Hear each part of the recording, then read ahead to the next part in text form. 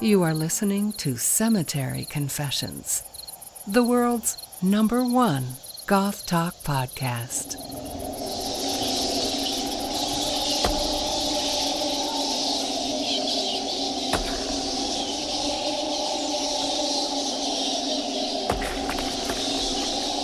Hello and welcome back to Cemetery Confessions. This episode we are talking about the music industry, at least as it relates to goth, because our guest is the bewitching Clint of the band Bloodbells, as well as Obscure Undead, and you may know him as a DJ by the name Ghoul Whip. So we'll be discussing music labels, the debate around calling your band a goth band versus eschewing the label. We'll be talking about streaming services. We'll also be discussing identity formation and how we think that happens, and some of the tension between viewing identity through an authenticity lens or through a profile curation lens. We'll also discuss what Faderhead said about the nature of band lyrics. On top of that, we've got an album review from Czarina. I've got a massive Sinister Suggestions list of new releases that have come out in the last month, and a whole lot more. So, as always, I am your host, Danny Ashes. I'm here with my co-host, Trey. Clint, let's just get right into it. What was your gateway into goth? What's your origin story? Perfect. I love this question. So, when I was 13, I discovered Marilyn Manson, who, of course, was like the gateway at the time. Yeah. I was it was like right when Antichrist Superstar came out, and about 6 months into that, I was going, well, you know, as even that young, I had the foresight to kind of be like, well, what is he listen to? So I had read an interview where he dropped the name Bauhaus, and I was like, well, okay, let me check them out. And of course, it being 1997 at this point, I couldn't find any, I would go to CD Warehouse and stuff like that, and I couldn't really find any of the goth music. So I ended up getting into goth adjacent stuff first. Like, I remember when I went to look for Bauhaus, I couldn't find that, but I found Cocteau Twins Head Over Heels and the Cure Galore. And those two albums just totally opened my mind. I mean, it was so, when I first heard The Cure, it was all over. In like 1997, I was like, I want to absorb all of this. So subsequently, I ended up, making some calls to some record stores and getting them to special order stuff. It was very hard to find that stuff in Texas at the time. Right. But yeah, I'm very, very lucky to say that I got into it at a fairly young age, when it was kind of, especially in the suburbs in Texas, it was definitely not on everybody's radar. So it felt very special and like it just belonged to me, Right. And so what kind of spurred you to get into music then? Because you've been in multiple bands. You're in a band now, you're a DJ, you play multiple instruments. So how did that come about? When I was probably about 9 or 10 is when I really got into music. That's when we had the grunge was kind of taking over everything. And when I first heard Nirvana, I was like, wow, I not only do I love this, but I kind of want to do this. So I remember I was in 6th grade and I sold drumsticks from the music room at my middle school because I was just inclined to play drums. It was so just like this weird natural urge. So I grabbed these drumsticks and I would play along to Nirvana songs with like a fake air drum kit on the end of my bed. Right. And since I wasn't allowed to listen to secular music, I had to kind of do this late at night, like after my parents went to bed, I'd like put my headphones on with my little Sony cassette player with a little AM FM radio, and like as stuff would come on the radio, I would play along. And I remember like I got one of my friends to secretly burn Nevermind on cassette for me, so I could play along to it. But yeah, that's how I got into it. And then started my first band when I was like 21. We were kind of just like a crust punk band, because like none of my friends listened to Goth. They listened to punk. So I was like, well, why not? This is something. Yeah. So I started doing that, and then kind of got swept up in being in punk bands for the better part of 15 years or so, because number one, drummers are hard to find. So I'm of course in multiple bands at this point. And it was kind of just easier to find people that wanted to play this. So to play punk. And then, so fast forward to like 2016, I had decided I was going to go ahead and officially call it quits with my punk band Pink Smoke at the time, which I'm still very proud of that band. We were very like influenced by 70s punk, very much like The Boys and The Damned and stuff like that. But I told them, I was like, y'all, I have to do the music that I've been trying to do like for most, since I was 14. So I just decided to, get an Alesis SR16 drum machine, and got my old bass player from the punk bands at the time, got him involved, and was like, hey, check out this band Red Lorry, Yellow Lorry. This is kind of what I want to go for. It's this like lead sound, because not a lot of bands are doing that. A lot of bands are doing more like dark wave stuff right now. Yeah. So I wanted to do this kind of harder edged, early Sisters, just that lead sound that we all love. And so yeah, that's what we did. And then he left the band amicably, and we took about a year and a half off, and I taught my lovely wife Lauren bass, and we just practiced during the pandemic. And we played a couple of streamed gigs on Twitch just to kind of get her live chops, in a manner of speaking. And here we are. I'm very, very, very proud of her, and very proud of what Blood Bells has been doing, and how we're very excited to be recording our next album or EP, and I can't wait for everyone to hear it. It's going to definitely be way more kind of focused, and it's going to have a way different sound because of the live drummer now. But we're going to definitely make sure to keep the respect of like the first record and what we wanted to go for with that sound. Very cool. Yeah, cool. Nice. Yeah, and speaking of, since we were talking about connections before we started recording with Andy Harriman and stuff, I heard about Blood Bells through Skullgirdle way back. Oh, very cool. Very cool.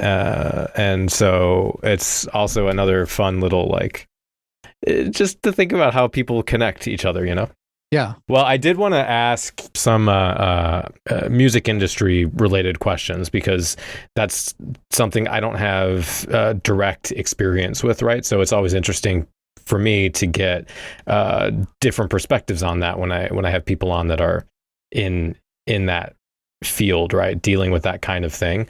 The one that's always fun for me to get, well, interesting, I guess, more or less fun, but your perspective on streaming services and or stuff like Bandcamp, what the sort of, I guess, meta is for where people are getting music, and how that kind of impacts you as a musician trying to sell your music and that kind of thing. Is it really, like, is Spotify as terrible a service as people say? Like, what are your thoughts on that? Oh, I'm so glad you asked that. So there is definitely, there's a lot of obvious kind of backlash against streaming services right now, because they're totally screwing musicians out of, money that they're working hard to try to make. But I think the thing that has kept me from getting too angry about them is I resigned to the fact when I was younger that the music that I was listening to and the music that I wanted to play, I was never going to be able to make money off of. So you can imagine my surprise with the goth resurgence in the 2020s or 2010s. But I kind of started off knowing that I was going to have to do it as a side gig. And that's kind of the mentality I try to keep, because obviously it would be great to make a living off of it. But I have to kind of, keep at least one foot on the ground because of it, trying to think logically. But I am way more excited about people hearing us and getting, because of other bands, to find us by accident, because then they get that same feeling that I did when I was younger. And they're kind of like, oh, this is some obscure band out of Texas. And I feel like these, I feel so good for having found these people. And so as far as streaming services as a whole, yes, they have completely destroyed, I would say at least the large that might be a little too brazen to say it like that. I feel that streaming services have definitely helped money get into the wrong hands and have I'm obviously taken the place of the big record label industries and stuff like that, but it's such a mixed bag of emotions for me, because I know what they're doing and I know what kind of causes they're supporting, and they're awful. But then at the same time, there's a lot of bands getting heard that might not get heard if streaming wasn't a thing right now, because everything's so oversaturated. But also it's because of streaming that everything. So it's just this weird mixed bag of feelings. Right. Well, and it's also like you don't control the algorithm either, so it's someone else deciding who is hearing what bands as well, which is frustrating. Like there's plenty of like when I look at my auto-generated playlists, I'm not getting because I'm looking up music every week, every day, like new bands, new releases and stuff. And then I go over to Spotify and they're not showing me any of those bands that I'm finding in other places. So I'm not really even getting exposed to that new stuff anyway. They're just kind of showing me the more already well-streamed music. So it's, even from like an exposure perspective, it's not super great, I don't think. Yeah. Okay. Well, it is, but it isn't. Oh, sorry, go ahead. I was going to say it is, but it isn't. I generally don't use the streaming services recommendation engines, so I don't see that a whole lot. Usually I'm finding music through bloggers or newsletters or stuff that's more focused on my interests. Yeah. And then I'll go and add them to my massive and ever expanding, growing much faster than I can listen to it list of albums that I want to listen to, artists that I want to listen to that I haven't had a chance to yet. And that's almost exclusively what I listen to. So my discovery happens the same way it always has. As much as I liked the idea of the Pandoras and whatnot when they first came out, I found that they are doing sort of what you say. They kind of regress to the mean of a popular type of music or whatever already has plenty of exposure and doesn't serve those of us who want to hear new sounds, hear different things, hear things that are outside of whatever the current musical zeitgeist is. So it's kind of how I use the services for discovery. My main issue with streaming services, and it's something that I don't know if it's necessarily a wholly evil thing, but they've sort of devalued music, and that it's so easy to get all the music all the time that you no longer have that sense that this is a precious thing. This is an album I need to listen to and dissect. Yeah. Something has to grab you all that much more to get you to fall down that sort of rabbit hole. Otherwise, music is just kind of a everyday background for everything. Yeah. Which makes it harder for people to want to pay for it. Yeah. That's a really good point. I never even thought of it that way. I was kind of in the crowd of, well, it's in my hand and I found it this way, so it's got to be easily accessible. But you're making a really good point. I'm realizing now that Trey, was talking about how he kind of goes on there and just adds to his playlist. I kind of do the same thing. Like if I hate whenever a playlist I have made is over and then Spotify will try to I'm like, no, I know what I want to listen to or what I think is going to sound good. I hate when it does that right in the middle of my playlist too. I like been listening to it for a while and it immediately goes into here's a radio station based on this other thing. I'm like, what? Where is this music coming from? No, back to the playlist. and then your phone just goes, "Hello, Trey. Here's some recommendations," and it's like it gets very Event Horizon very quickly. Yeah, exactly. But the cool thing is we at least have something like Bandcamp though, because I discovered because of our wonderful Twitch DJs that kind of really came about during the pandemic. They were playing a lot of stuff that was not available on streaming. As of recently, Laura Mistress McCutcheon played the band The Voodoo Spells from Istanbul, Turkey, and they've only got like one song on Spotify or on Bandcamp. See, it's already in the zeitgeist. I'm saying Spotify automatically. But they've already got one song on Bandcamp, and it was recorded just a few months after the pandemic started. And it's some of the coolest death rock that I have heard in years. And I'm like, please put out something else. So yeah, at least we've got kind of Twitch and Bandcamp to counter the streaming services a little bit. But it really is akin to 5 people going up against an army of 5 million.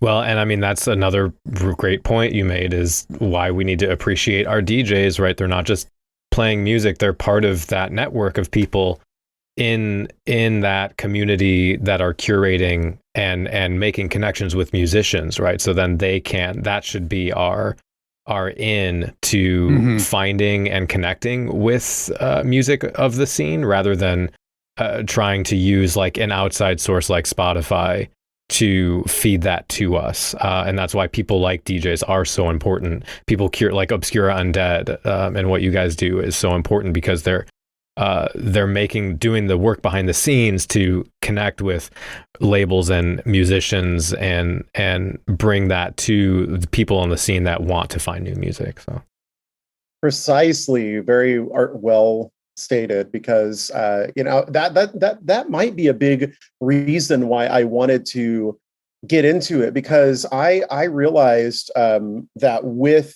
right when the pandemic was hitting us the hardest in the summer of 2020, I was feeling it like everybody else, even more depressed than I would normally be, which is kind of tough to combat whenever you deal with clinical depression anyway. Yeah. But it was one of those things where I had listened to that episode that you did with Andy a while back, and then I was watching her DJ, and I was like, man, I really want to do this. And her and I definitely seem to lean way more towards, Italo disco, 80s new wave, and really obscure goth stuff.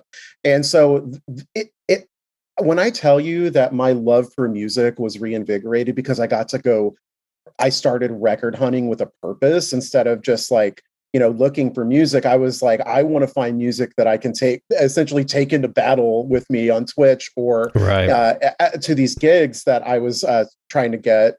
And it just reignited this love. And then I was getting to share music that I had never heard that's old. And then because of the stuff I shared with other people, they were sharing with me and others, and then they wanted to become DJs. And so it really it's amazing how these little choices that we make, because they make us fulfilled, can have that kind of ripple effect and impact the people around us. So yes, Twitch DJs and people that are simply just releasing their stuff on Bandcamp, super, super appreciated. Yeah. Well, so we kind of you brought up record labels. And so I wanted to ask about that as well, and sort of, because like you said, bands aren't really trying to get on major labels, at least in the goth scene, right? So the options are either you self-release or you get on an indie label that's tailored for the genre to the scene. So do you have thoughts on where we're at right now with the drawbacks or benefits of being on a label versus self-publishing, and from a musician's perspective, I guess? Absolutely. So if you want to do completely digital, or maybe put out cassette tapes and CDs, obviously DIY to me is the best way to do it. Record yourself, if you can't afford it, you're going to someone's going to know somebody that will do it cheap for you. If you can't afford to go to a studio or get the software, people are out there and they want to help. But essentially my whole thing when it comes to like pressing vinyl, which is something I really want our music on, it's so very expensive to try to get out there. I mean, I think last time we got a quote, it was 200 records was close to $4,000. And I just don't have that kind of money laying around. And by the way, that's with just like a couple color sleeve with no insert. I mean, it was so, of course, because we were seeing all these high record prices, we were sending our music to labels that I won't name here because I wasn't super happy with the fact that we were completely ignored by them, because they go for just one specific or two specific kinds of sounds. Right. But we have been, and it's kind of a tradition in any band I've been in, I've been rejected by almost every independent label that I have sent my music into. And we still haven't had any bites with Blood Bells, because we want to get our stuff out there on vinyl and just have the kind of support that only an indie label with a little bit of money could do for us. And, you know, we've thrown around maybe starting our own thing, but it's one of those things where you have to put so much money in it first. And money. Yes. And so much time. What about services like DistroKid? Do they have any value, or have you looked at those at all? Yes. In fact, DistroKid is who I exclusively used to get us onto streaming services and stuff like that. I have not looked into if DistroKid can help us with any kind of physical release, but you know, maybe that's a good place to look instead of, you know, maybe it's been under my nose the whole time. Do they help release stuff like that? So that I don't know. I mostly just hear about them from various music production, like YouTube videos I watch and things like that. They'll always have their sponsors, and DistroKid's a really common one. And I know they're primarily about digital distribution and digital marketing, which is a major reason one goes to labels in the first place. But creating the physical artifacts is another question entirely. And I don't know if they do that per se, or if there's any other similar service that will help mass produce physical media, especially vinyl. Vinyl is probably, I mean, you're making your challenge that much harder by going with something like vinyl, which, you know, has cachet and has value and all that, but it's also much more niche and so much harder to get into, in an inexpensive manner. Oh, absolutely, Trey. And honestly, one of the big things for us that has been interesting, kind of going back to the DistroKid thing, is because I was able to get our stuff on streaming, we kind of got that exposure. But the thing that has been frustrating for me is it seems to me that the only time that we really hear in popular media about people wanting those physical artifacts is usually if it's record store day, or you have to have some kind of masterpiece to release on vinyl, and, you know, upcharge the person $100 for a fucking record. Yeah. And it's one of those things where people still want physical artifacts. We need to stop treating them like they're precious. I want to have enough cassette tapes to where I can throw them on the ground like I did in the 80s whenever I'm done listening. But I'm just saying, it's that, you know, we're treating physical artifacts like, you know, there's some kind of holy grail.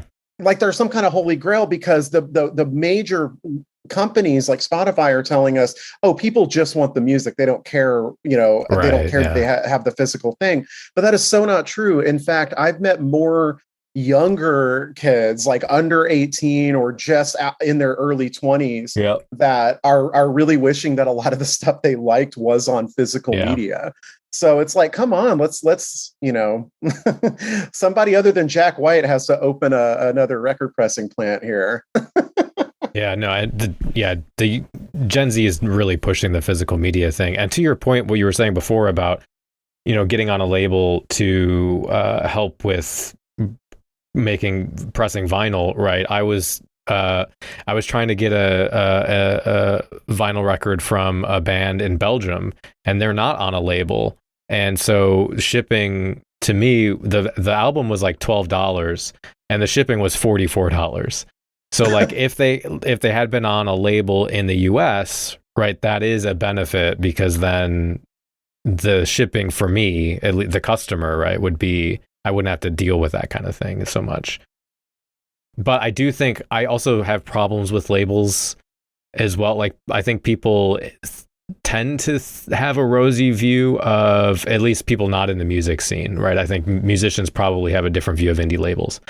But, you know, I've seen, for example, I can't remember the name of the label, but I think it was Angels of Liberty had this big issue with, they had released some album on this record label, and then they were continuing to sell albums after the band didn't want them to, after they had left the label, and this guy was like making money off the band when they like didn't want them to, and I don't know if there were contracts involved or whatever, but there was some kind of fuckery going on that was harmful to the band. That kind of thing happens.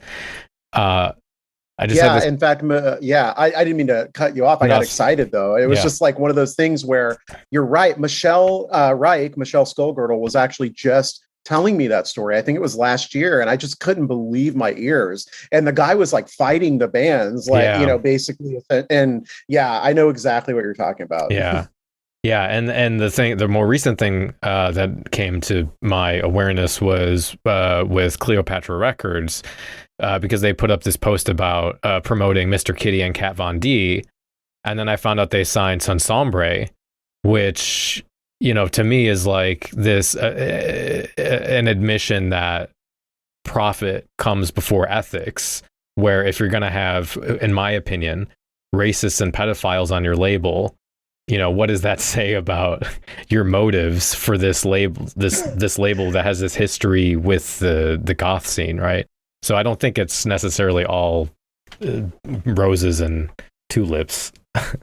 Oh God, not at all. In fact, yeah, I have got some very strong opinions on Sangre, and I number one, I just don't like their music, but number two, it's just the fact that the singer Brandon was just basically doing that weird kind of white person defense of it. Well, it was my relative, and I'm like, well, even it's not your relative. Here's your name, and you have to volunteer to be on these things. Yeah, you know, and it's just this white blindness that still is obviously rampant in the goth scene as well, with a lot of people. But I do think, going back to Cleopatra Records, I have kind of always felt that they were going to go that route where it was going to be profit. I kind of feel like they ended up being a whole bunch of just kind of dried up, burnout hair metal guys that just want to make money. Yeah.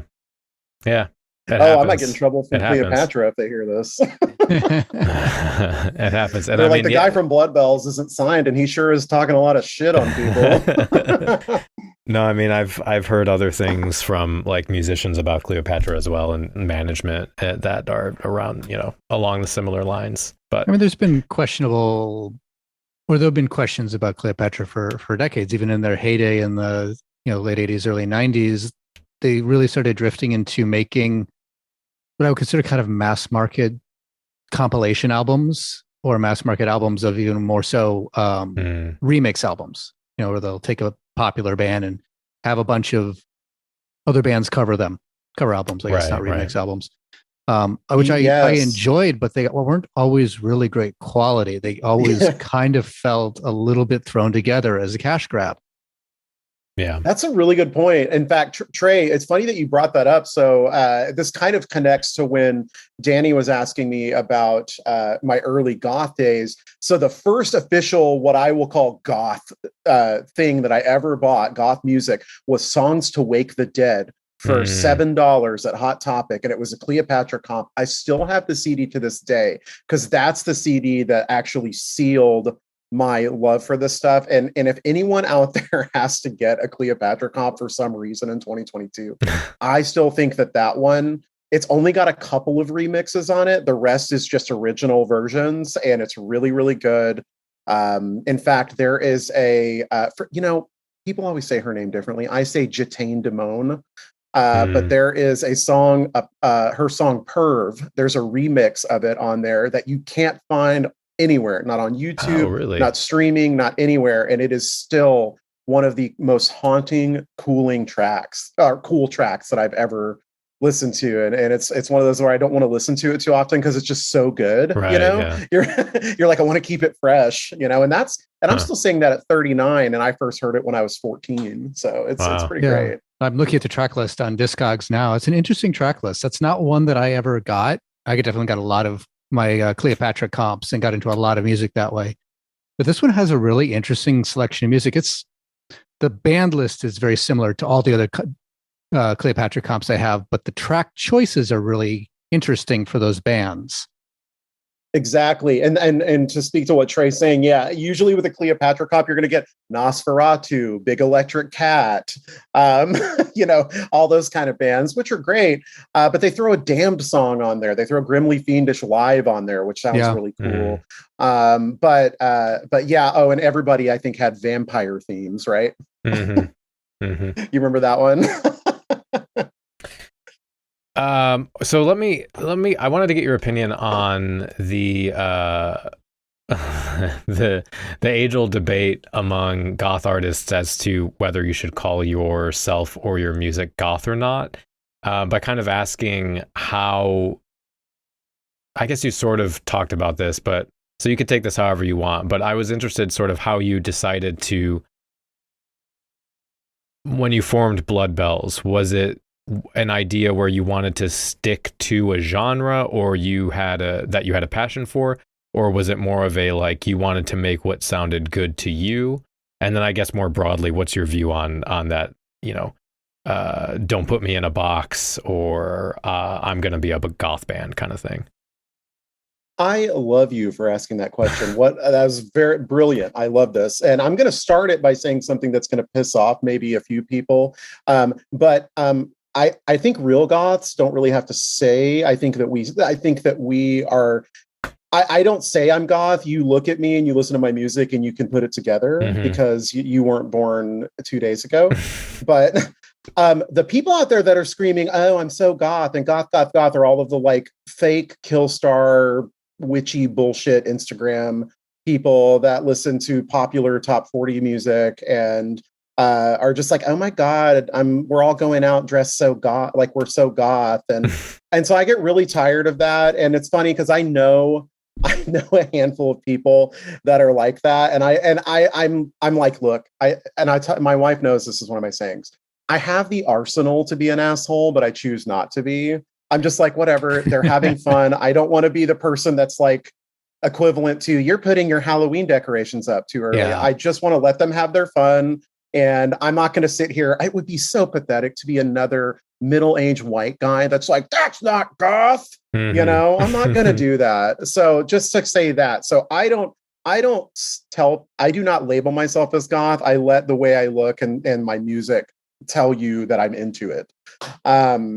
But going back to that. So now with Blood Bells, I set out originally. The funny thing is, when I started Blood Bells, I was going in a way different direction.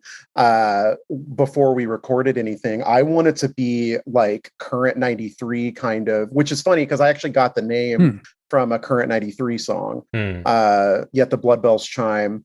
And but I was going to be way more kind of esoteric and kind of coilish, and you know, because I wanted to do something by myself, and then whenever I realized the stuff I was outputting just sucked so bad, I was like, you know what? I'm gonna just stop procrastinating. I'm gonna do the kind of early death rock sound that I've wanted to do. So yes, I set out to have a certain sound, but I also made sure to tease at the end of A Time for Roses.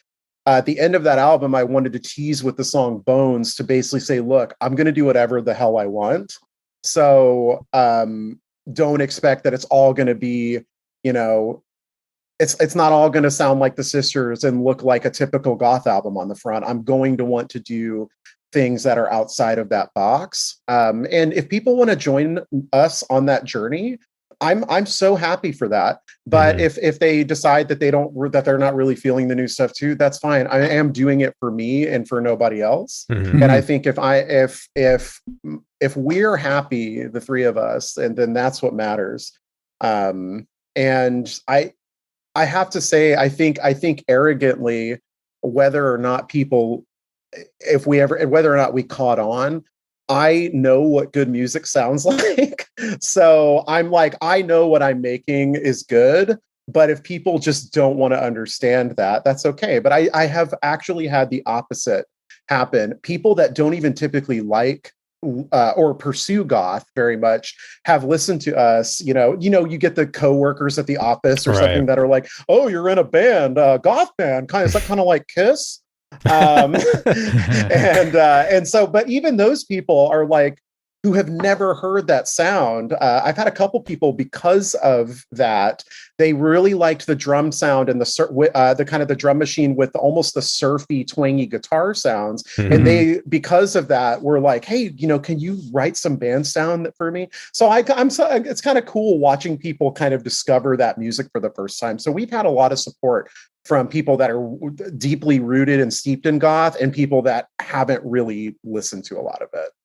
I think a lot of it is our personality too. We don't want to come across as unapproachable. I think that we're good at doing that naturally, because her and I both have resting bitch faces. But we really want people to know that you can ask us anything, no matter how stupid of a question about goth or punk or anything. You ask me, because I like telling people about the things that I love. So I really try not to have this air of pretension about me. But of course, to myself, I have very pretentious thoughts towards when people say or do certain things. I'll just be like, I'm keeping that to myself, and kind of do a self high five, No, it's interesting you say that, because it was sort of the same. I've been reading this book on Christian death, and that was sort of the same explanation that Roz had for what he wanted to do, but that was why he fought the goth label, because he basically said he wanted to have the freedom to make the music that he wanted, rather than people having certain expectations, because he saw that as a responsibility that would come with being labeled as goth, whereas he wanted to he's like, if it aligns with goth, that's fine, but I don't want you to call it goth, because then that immediately puts an expectation on what I'm doing and removes the creative freedom. And that's kind of how he saw it. Exactly. Oh my God. And I've been actually, that book is on my list. I am right now reading Cured by Lowell Tolhurst. Oh, that's a great book. It's an incredible book. Yeah. And by the way, I say I'm reading it. Let's be real. I'm listening to it on Audible, but that's the same it's thing. Still it's fair. My brother-in-law doesn't think so. He's like, "No, you're listening to podcasts." I'm like, "Well, guess what? I've got 50 podcasts that I know the entire book's worth of." So, but no. But to go back to what, so the Christian death book is on my list, and I totally agree with Roz's outlook on that kind of stuff. And I actually think ultimately, I've always joked that I think if Roz were alive today, he would have already put out like a smooth jazz or lounge album, just to be like, "No, fuck you, I'm going to do what I want." I mean, he came close a little bit with something like Dream Home Heartache. Yes, that was a great album, but not, the sort of rocky Christian death mold, or hell, even his noise experimental stuff that he did was really left field of his normal stuff as well. So then I also wanted to kind of, on that same vein, ask about the kind of around genre and the evolution of goth music, and where that sits within music today, like the ongoing debate around canon, because Trey and I always found that interesting. Basically, like the question of what fits into that genre classification of goth, right? Because some people argue goth music evolves slowly over time. Some people say that it doesn't evolve or change at all. Some people will say that it's completely disconnected from the 80s and it's doing its own thing now, which is either a good or bad thing, depending on who you talk to. I read this, I pulled this quote from a interview in Procession magazine with Ethan Maroulis, who was in Span Ranch, and he works at Cleopatra now, among other things. And he said that he thinks there's two main camps right now. He said there's the traditional goth camp that follows the tradition of goth music from 82 that found its footing in the 90s.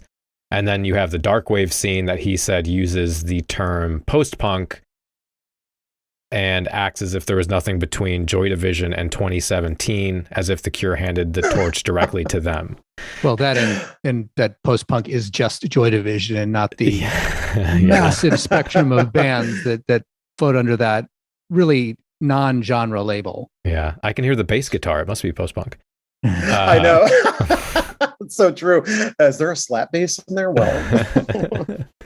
So yeah, I guess what are your thoughts on goth as a genre today, and kind of where it fits within the history or the lineage of goth music? Okay, so my thoughts on that.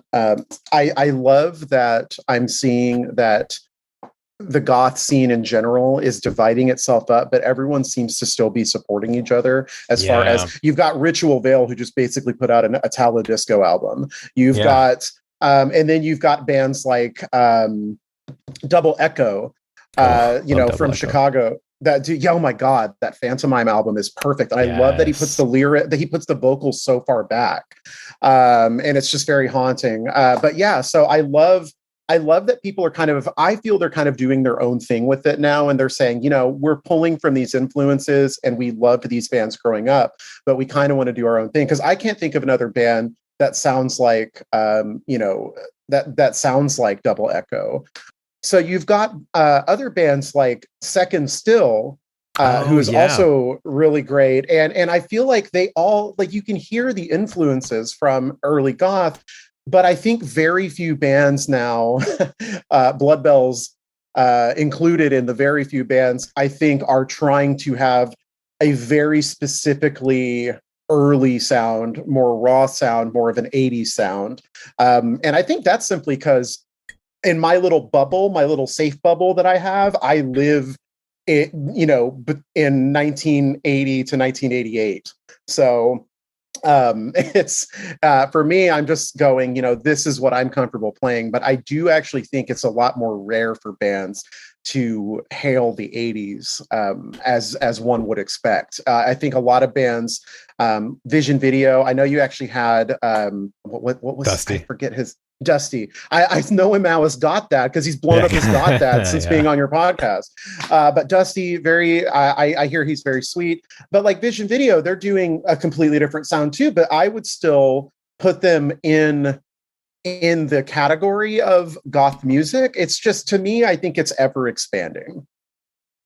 But I do think ultimately there's going to be this might sound funny, but like any subgenre or scene, there's going to, no matter how ever expanding we are as the goth scene, I think that there's still an expectation that it's got to be within a certain sound. And for a lot of people, a certain look. I'm not really one of those people. I would love to go see a goth band that was in like Day Glow colors or something. But I mean, it's just, it's one of those things where we're still going to have to fit a little bit into that for it to be considered goth to the people that are paying attention and that actually appreciate the roots of goth and how they're being utilized today by the new bands. Mm-hmm. Did you have any thoughts on any of that, Trey? Yeah, I'm just trying to gather my head right now. Yeah, that's fine. And if not, that's fine as well. I just didn't want to. No, I talk over fine. You or. Yeah, and I talk very fast, and I can cover a lot of different ground in my answers. That's a product of diagnosed ADHD. So I am so trying not to make y'all's heads swim. I hope that.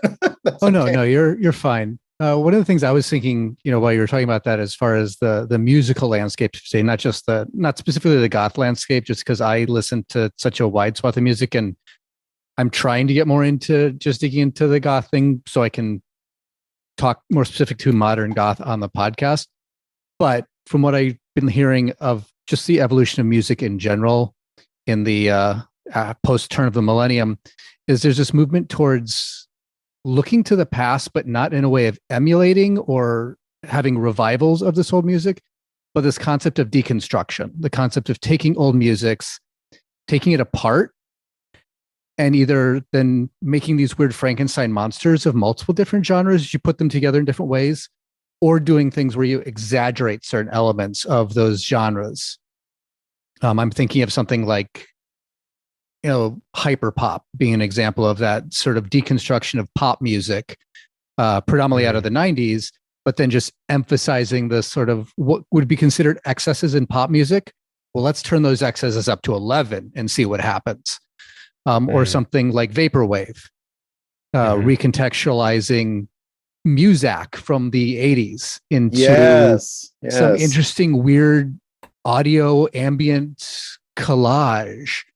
And I feel that that's what music seems to be doing, is they're kind of deconstructing the concept of genre, deconstructing musics, putting them together in interesting ways. And that's kind of the way it's been going in this sort of everything is a remix zeitgeist that we're currently living through. This is why you, my two gorgeous friends, are the hosts of the show, because that was so eloquently put. And I mean, Trey, the thing with vaporwave, the thing is that's so funny is I have met some people that are prominent within the goth scene, DJs and musicians that absolutely fucking hate vaporwave, and they hate all of the, and the funny thing is that kind of ties into a completely separate conversation we can have later about, I don't understand why a lot of goth people never got into 80s as hard as I did, because those things were kind of went together for me when I was younger. But anyway, so a lot of the I've met quite a few goth people that can't stand vaporwave, and instead of me joining in with that with some of the more mundane vaporwave I kind of dug a little deeper, and I found things like La Avenue is a really good example. I found them recently, and they do exactly what Trey said. It sounds like elevator music that they've warped and then added some really killer kind of dark synth to, and I am all about it. I love it because it's very dystopian when done correctly. I mean, that's the whole point of it, right? Is it's taking this banal music that's meant to be background and then twisting it in a way that really emphasizes that the dystopia that was that sort of 80s consumerist mall advertising culture. They're really sort of pointing a big spotlight on, look at the excesses of late century capitalism, and all that in this deconstruction of this music, this very much commoditized music genre, and then repurposing it into weird sound collages that emphasize that dystopian quality. Yeah, there's nothing that makes you understand in your soul that the 80s are over than like listening to a vaporwave record. You're just like, oh my God, this is them playing fragments from outer space of what once was. Right, yeah. Well, I mean, another kind of weird example is of that is maybe like Witch House and New Goth from a bunch of years ago. Well, not a bunch of years ago, but which for me was more interesting how everyone, and myself included, was terrified that was going to be the end of goth. Not everyone, but a lot of people. Yep. And even now, 6 years or so on from that, with the music scene we have now and the live scene that's exploded, people haven't really let go of that fear that's attached to, I guess, goth becoming a scene of posers, or maybe like goth music and identity changing so drastically that it's not recognizable anymore. And you'll hear people complain about like newer goths picking one subclassification of goth and then sticking to it. Like I'm a pastel goth and that's my entire life and my whole personality, which for me, I know this is kind of going on for music, but it's like, I think that's kind of an outmoded conception of identity. And I don't think people, I guess it kind of started with the chibi goth cartoons in the late 90s, which were, I think that's what they were called, chibi goth. Yeah, no, you're absolutely correct. Because The Tamagotchis. Yeah, I used to have one of those two little things too. They really did have a little Tamagotchi thing you could do. You could put like HTML on your Angel Fire webpage because of course I had one. That's right. Yeah. And mine would always die, but that made it more goth, so it was fine. Yeah, but see, I think those I either saw as more of like an in joke or just kind of like fashion classifications, and then you would get kind of the quizzes of like what kind of goth am I or whatever. But I saw that most for the most part being just for fun, but I think it freaked a lot of older goths out. And what I've seen in the last 5 years, for the most part, is that some people did take that seriously for a while, I think in the 2000s, but I think people have mostly moved on from that. It's sort of like, I'm a metal goth and that's my whole personality or whatever. Which, I don't know. Do you have any thoughts about that? Because I actually wanted to kind of talk about identity construction a bit here, if you'd indulge me, but I don't know if either of you have thoughts about that. So before we dig into this, I looked up chibi goth when you mentioned it because I wasn't that familiar with it. Though I had a good guess of what it was just because I know what chibi is. I know what the goth is. But the thing I discovered that was amazing is an Amazon release for the pastel goth coloring book. Oh my God. Cute and creepy chibi girls. And it's actually kind of fun. What if you rebel against it by just coloring in like darker colors? Absolutely. Would it still be the You absolutely can, because the line drawings are actually kind of dark. Now, obviously, the cover as colored in is all pinks and blues and various pastel gothic colors. But you can color it any colors you like, and it's got lots of skulls and Victoriana and stuff like that. Trey, Trey's like, put in cart, buy. and also, if you even like open that up, your algorithm on Amazon or wherever is going to be really funny now. They're going to be already opened how like the way that any kind of targeted ads work. I love that you'll look at something one time because you want to make fun of it, or you want to at least like, kind of see what the hell is this? And then they go, oh, this is your favorite thing now? Well, let me show you 10 different ads about this. Yep. All adult diapers. No, yes. All adult diapers and like BDSM gear. I don't know what's going on with that. But no, God, I have so many dildos in my Instagram feed. So it's my Etsy feed that I'm concerned. I can't open Etsy and mix company anymore because I was looking up like nipple chains and things like that. And Etsy, of course, has no qualms about full nudity in their product pictures. Of course.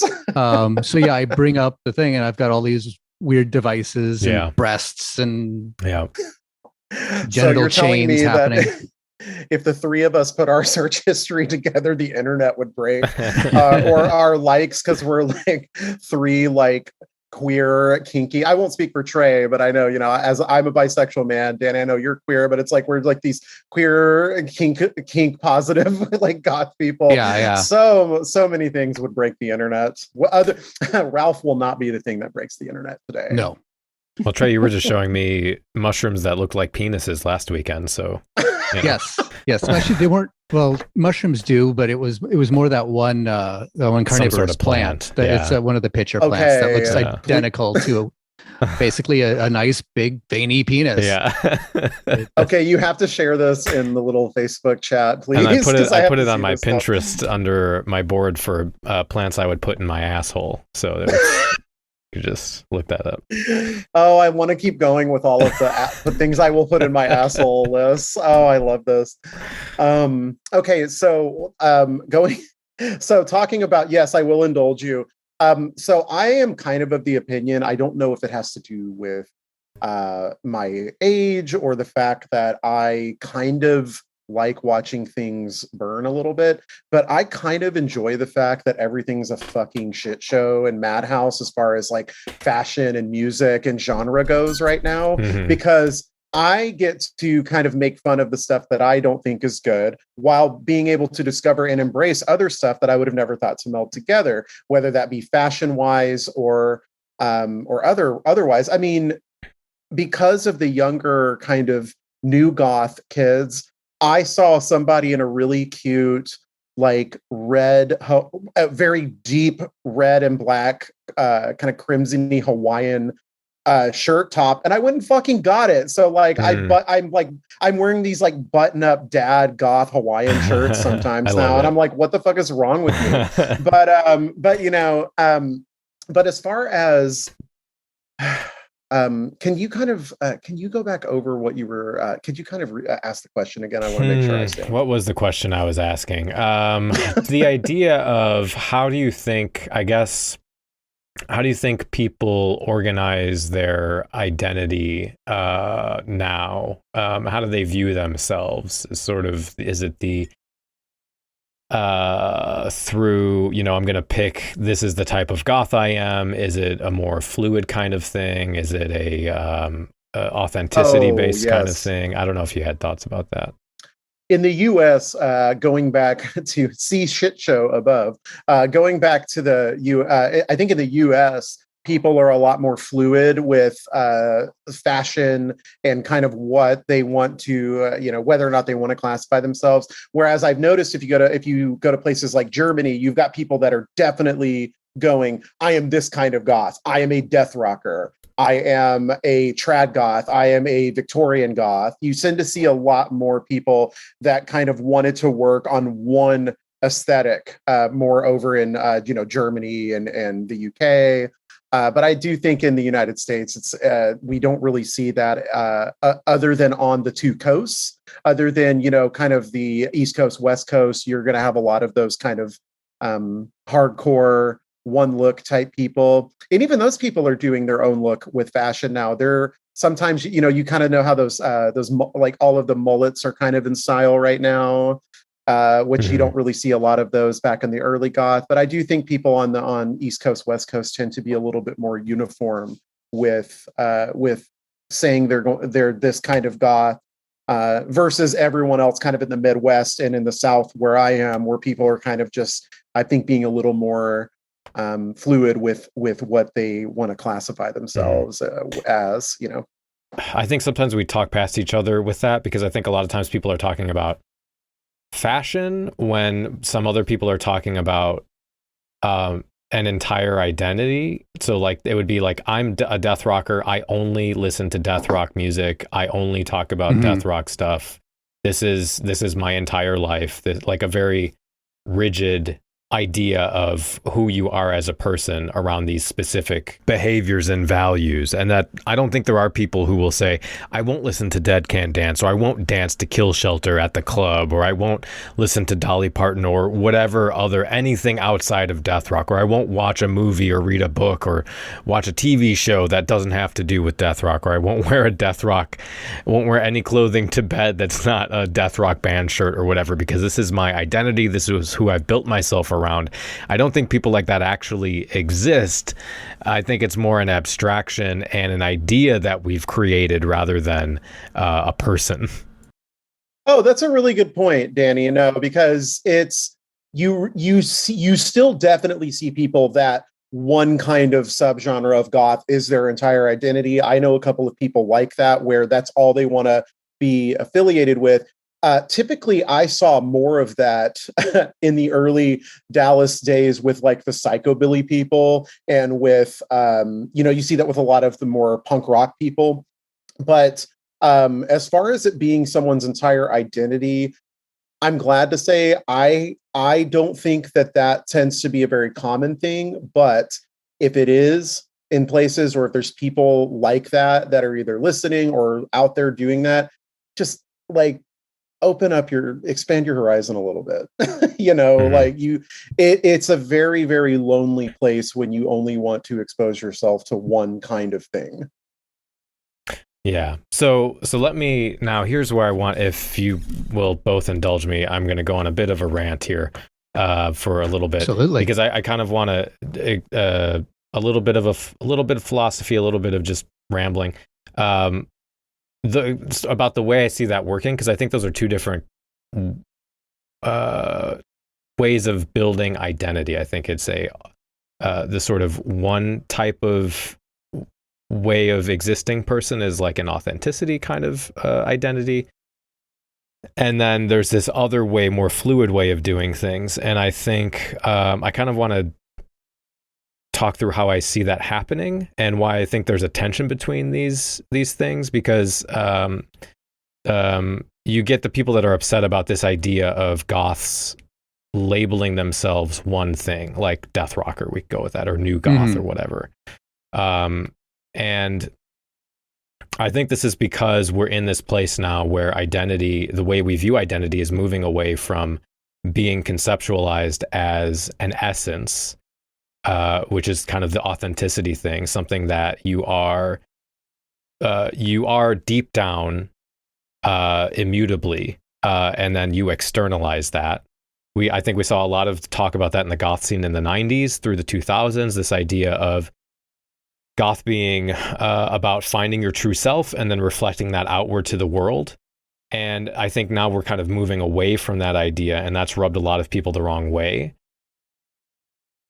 And one of the ways I've heard this described, this move away from that, is through identity being built through profile curation, which is a theory that I'm borrowing from Dr. Moeller that I've talked about before. But he calls it prophilicity. So the idea is we perceive ourselves through the eyes of others. So when we build our profiles online, we create these posts with a viewer in mind. So we build our identity through second order observation rather than through first order observation, our own sensory experience of the world.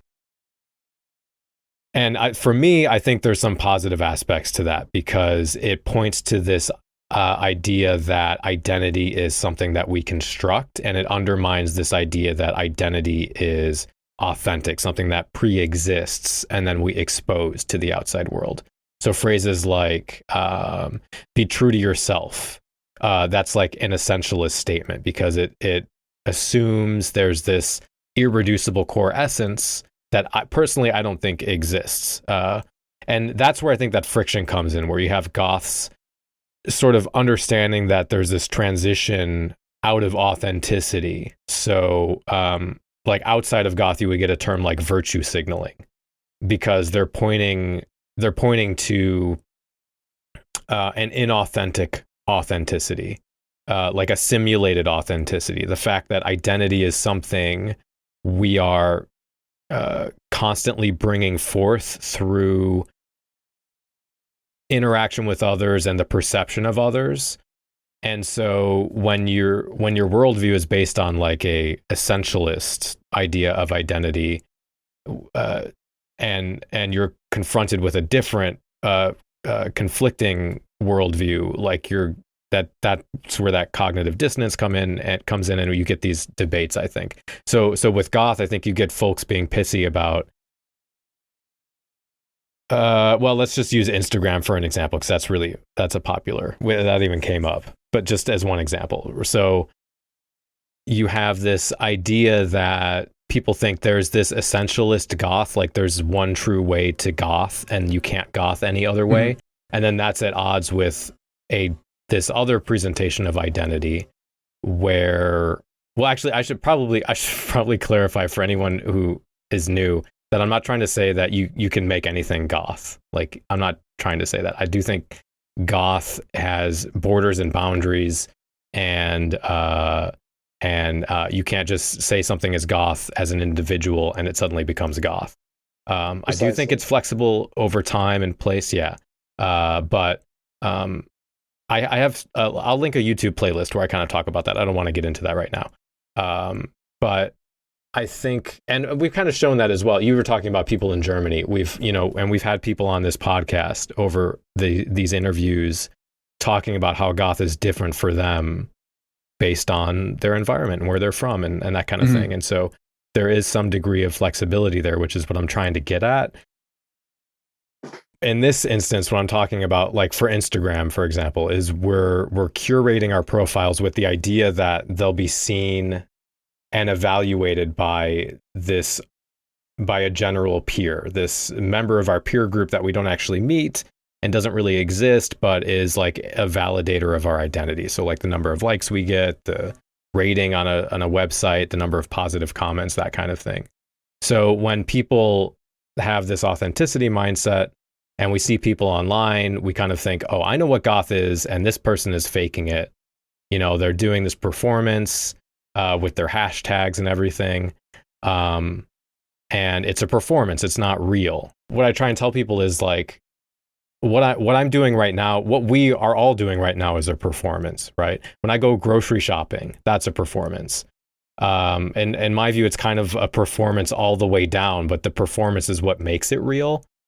Because I don't think there is a core being, right? I don't think there's a center of the onion.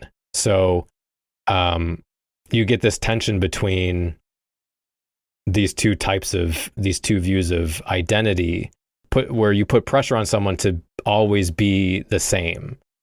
Because if they're not always the same person, then they're not authentic, right? Whereas if you kind of get rid of that idea, you can go to soccer practice in the morning, and you can play Pokemon Go in the afternoon, and you can go DJ at Goth Club at night and be in all these different social groups. And that's all okay. And there's nothing wrong with that. You're not being a more true version of yourself with one group and a less true version of yourself with another group. Which I think for a lot of people can be a weight off of their shoulders to realize that like, that's just how everyone brings forth the self in the world, and that it's not dishonest to be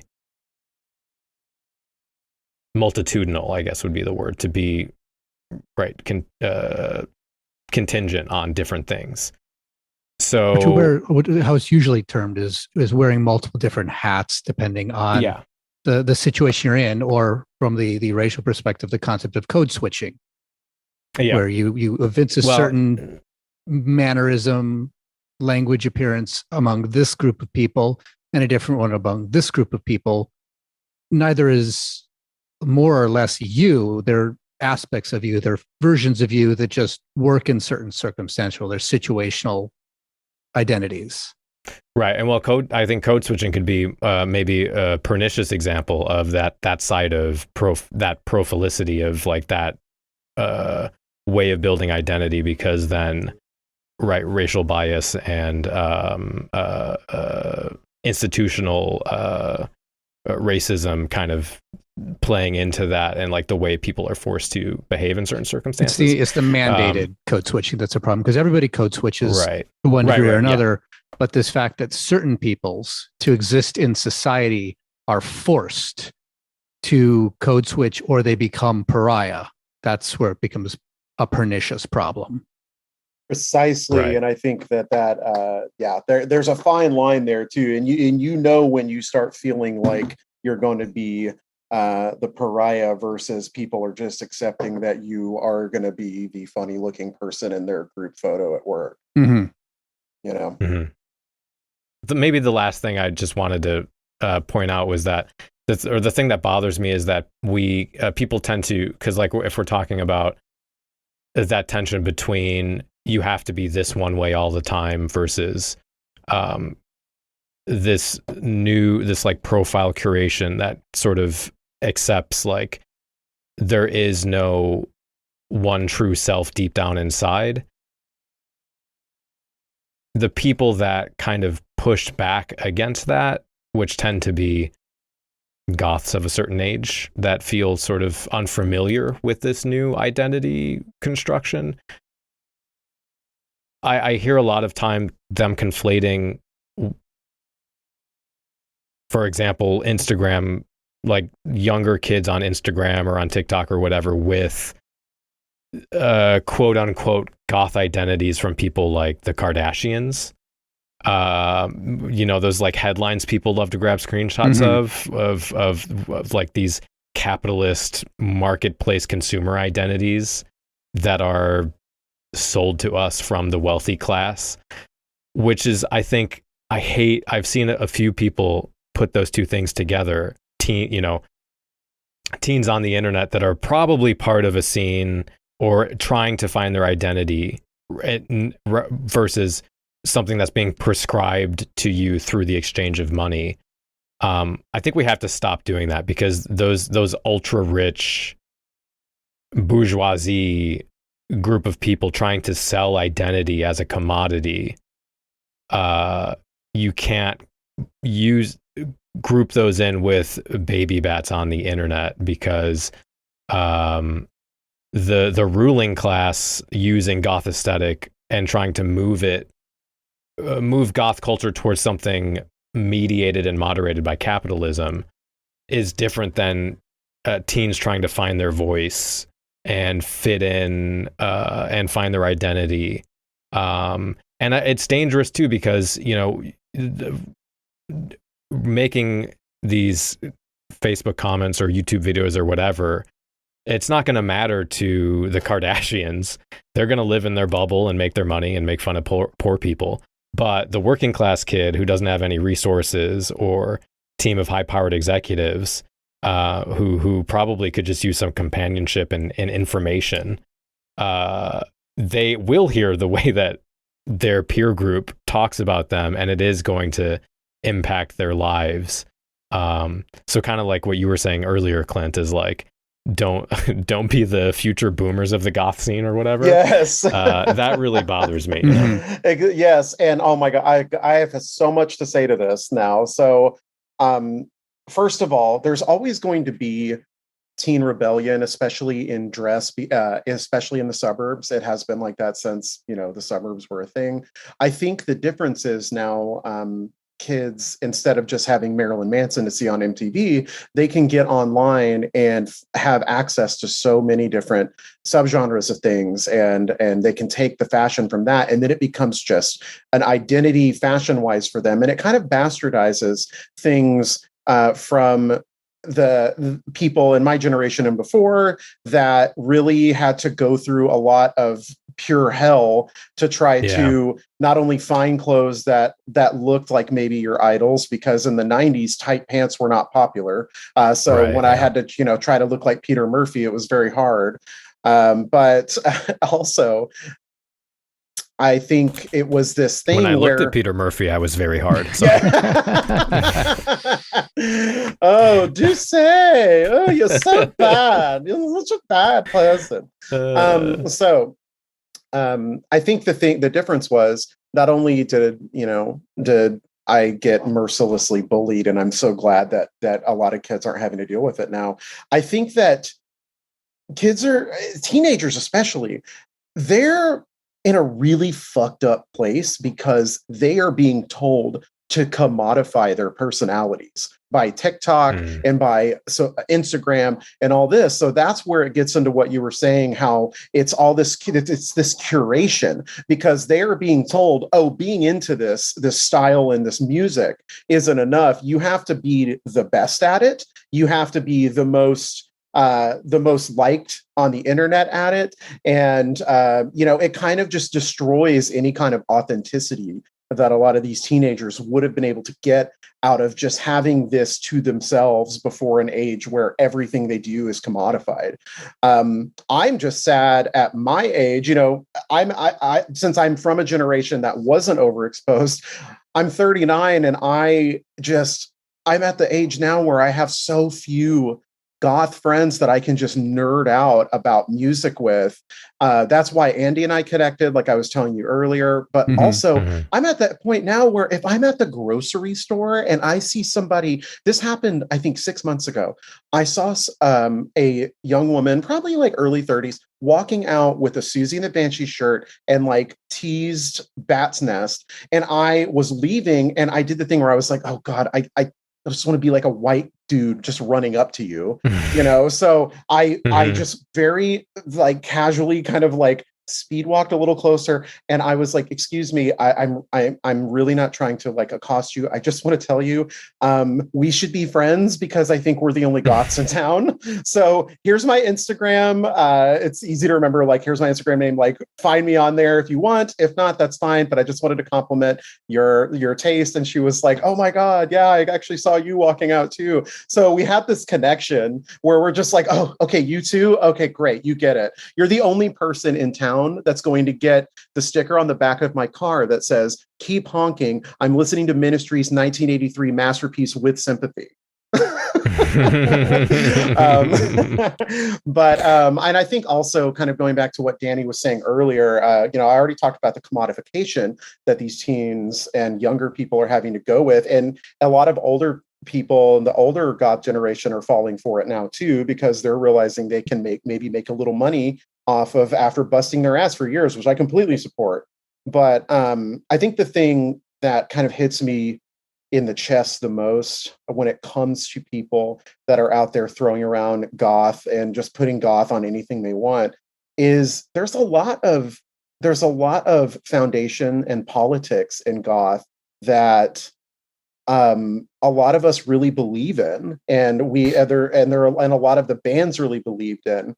And I try to use the Blood Bells platform whenever I get in that mood to let people know exactly where we stand and how we are not going to stand for like racism and misogyny and how fucked up the state of US politics is. So we would never categorize ourselves as a political band, but we are political people. So I'm probably going to write about it. We definitely make our stance known. And it's just kind of the thing where I feel like when people are just going, oh, I'm goth because I look this way, but everything else in my life isn't really aligned with that lifestyle, it just makes me feel like, well, what's the point of me even feeling so passionately about it if someone's just going to come by and be like, oh, well, I just watered it down and it is what it is. And you're pretentious if you tell me otherwise, and that's what I've had to come up against is I don't really feel like I can say my thoughts on it because all people will do now is completely just say, oh, well, you're just being pretentious and you're being a gatekeeper. And I'm really not trying to do that. I want to open discussions. But I also want people to know what the fuck goth is and where it comes from and how important it is to the people that really kind of are into what would be considered the like goth subculture. Yeah. Well, I mean, Trey and I are of the persuasion that the personal is political, as Carol Holmes has said. So, because we are our lives and our bodies are what's the word? Legislated, and also just being in the world, acting in the world around other people is a political act anyway. So the idea that you can kind of separate art and politics in general, I think is a fool's errand. But and actually that kind of plays into, I don't know if you wanted to jump in, Trey, but that kind of plays into the next thing I wanted to bring up, which was this this post from Faderhead, which is less in the political realm of bands in our scene posting about like being anti-mask or conspiracy theories or whatever, and more of sort of, I think, in the vein of like Joe Rogan of the industrial world. But I thought this would be interesting to get your thoughts on, and I have a couple things to say. So this is I'll just read this post quickly that Fader had put up. So he said, seriously, Lizzo is removing a word from her song that is supposedly harmful. This is nothing but a promo stunt for a pop singer who probably has very little control over anything she does and who pretends to be a badass chick doing whatever she wants to do, yet has very little confidence in her act or her song. And no backbone to say, you think it's problematic, okay, go fuck off. And I guess the context is that she removed, I guess he puts it in here. Words are not inherently bad or good. The line, quote, I'm a spaz means nothing good or bad unless you want it to mean anything good or bad. In a party context, it means I'm going to freak out and have a good time. In an angry context, it can mean I'm going to get really mad. In a health institution context, it may be a loving, ironic self-descriptor. The word change is nothing but a method to draw attention to a song, which is lyrically incredibly empty and which was co-written by 8 other people other than Lizzo, 3 of which are Rick Rubin, Max Martin, and Benny Blanco, so it surely doesn't come close to being authentically her own creation. The idea that you have any control over what words are going to be considered right or wrong in the future is so ludicrous that it's impossible to factor that in. What if I and 5,000 other people write to her label that the word Lizzo is a racial slur in my world? Is she going to change her name just because we made that we made some shit up when we were bored and needed some attention.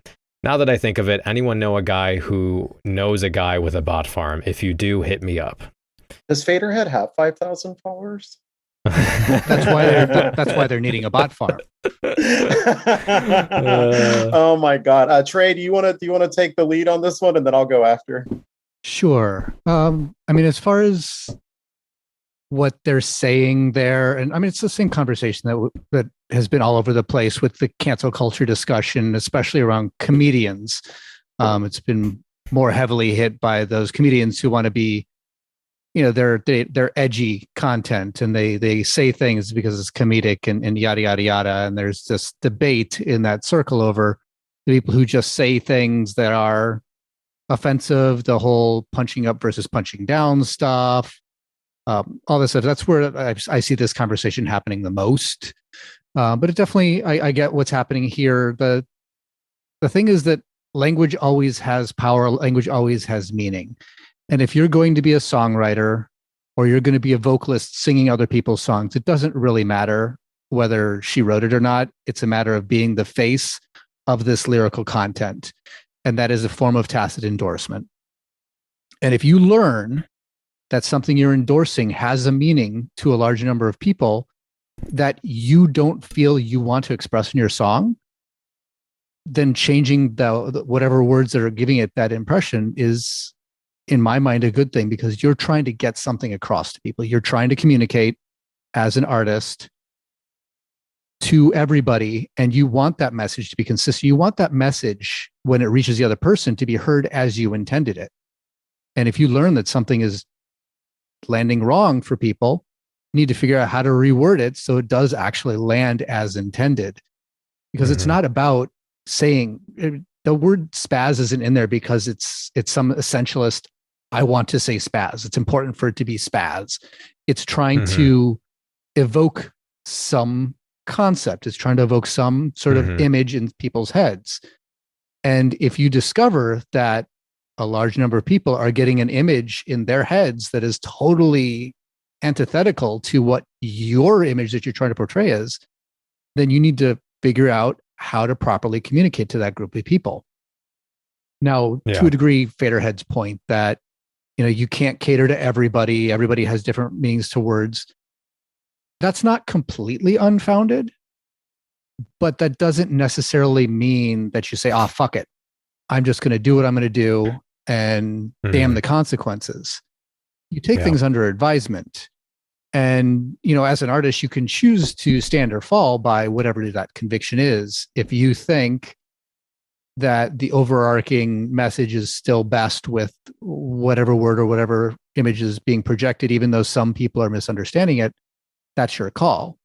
Of course, we're in a free society, and you're free to make any expression you want, and the rest of us are free to comment, to critique, to whatever that content is, and that's part of being in a freely discursive society. And you just have to accept the fact that you may get critiqued for it, and you can choose to change or choose to stick to it. And I don't necessarily say either is more, either sticking to your guns or changing to, refining your message to more closely match with what you're trying to express. It's a personal choice. I'm not going to say either is better, but I will, as an individual, as a consumer of whoever's product, I will judge whether I appreciate the product or not based on how you deal with that concept. So, I mean, while I categorically disagree with how Faderhead is taking this, they kind of are straw manning this whole thing, as is often the case with these arguments. There's some elements that I can see in there that are an expression of valid frustration, and this idea that things are changing so much, and it's hard to get to grips with that. And some of it is good, and some of it is, like you were mentioning before, there's a degree of virtue signaling that can happen too, where people just feel they should express this, even though they don't necessarily have a strong opinion, but they feel it's the way they should respond to this or that form of expression. Exactly. Yeah. I was like, how am I going to follow that? Yeah. It's a complicated situation. I agree with Lizzo, and I don't care if she wrote a song or not. I think that was a completely unnecessary dig against Lizzo, and not germane to the critique being made either. Like I said, doesn't matter if she wrote it or not. She's the face. She's the one saying it. So it is her message that's being expressed. Precisely. So that's kind of how I view it. Yeah. And Trey, like what you were saying, I mean, the world isn't black and white. Like you said, it's not about, if someone chooses to remove or not to remove, that's up to the artist. They have that right to remove things or not. Artists like Lizzo that are removing it for the right reasons, and also their entire financial security is dependent on the record label that owns them. Mm-hmm. And it's just kind of like, okay, so Lizzo's doing this not only for a career move, but probably also because if anyone has seen any clip of Lizzo, she is very kind of true to who she is. Yeah. So she didn't want to remove it. She wasn't going to. But that being said, as soon as I saw Faderhead's post, before I even read it, I was like, here we go. Look, a really long tweet from another middle-aged white guy giving opinions on what should be culturally acceptable. Can all the middle-aged white guys shut the fuck up about all of that shit, please? Like, we don't want to hear from you. And I'm one of you. And I'm backing the fuck off. Like, I want to hear other people that aren't us.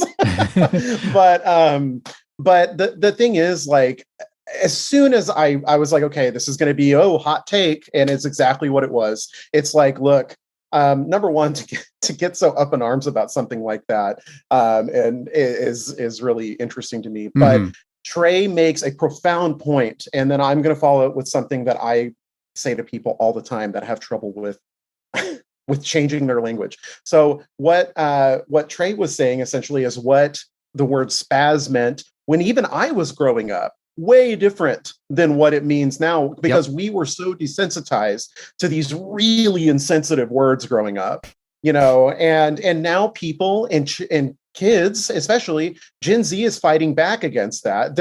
And they're saying, look, it's not cool, man. We gotta stop thinking like this.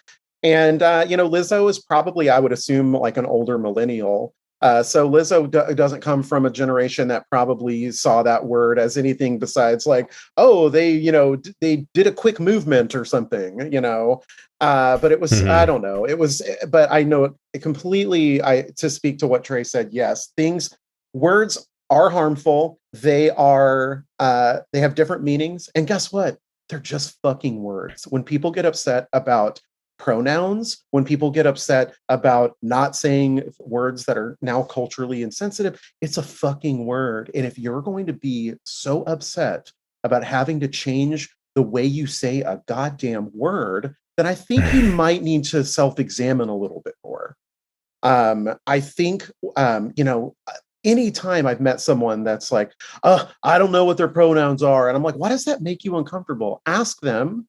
And if you have a hard time saying they, them, or it, or he, or anything, then you might need to think like, man, why do I care so much how this person identifies? But that's a whole other conversation. I'm just saying it's a word, and words are just that. If we have to change the language, all it is changing a word, and then words will string together and add up to whole different ways of living that change later. But I mean, for now, they're fucking words, people. And I don't, Faderhead's being a little bit of a hot take white guy on that. Well, the funniest part was, to me, was he posted a follow-up thanking everyone for responding in a civil way without resorting to name calling, and absolutely did not see the irony in saying that. But yeah, I guess my opinion, I came at it a little bit of a different direction, also kind of a same direction as some of the things you said, and I guess I'm agreeing with what you both said, and about language. What you're saying, a word doesn't necessarily mean something good or bad unless you want it to mean something good or bad, and the language depends on context and changes and shifts from depending on the environment and the audience. if you're speaking American English or AAVE or British English or Australian slang. And you have this language is a complex web of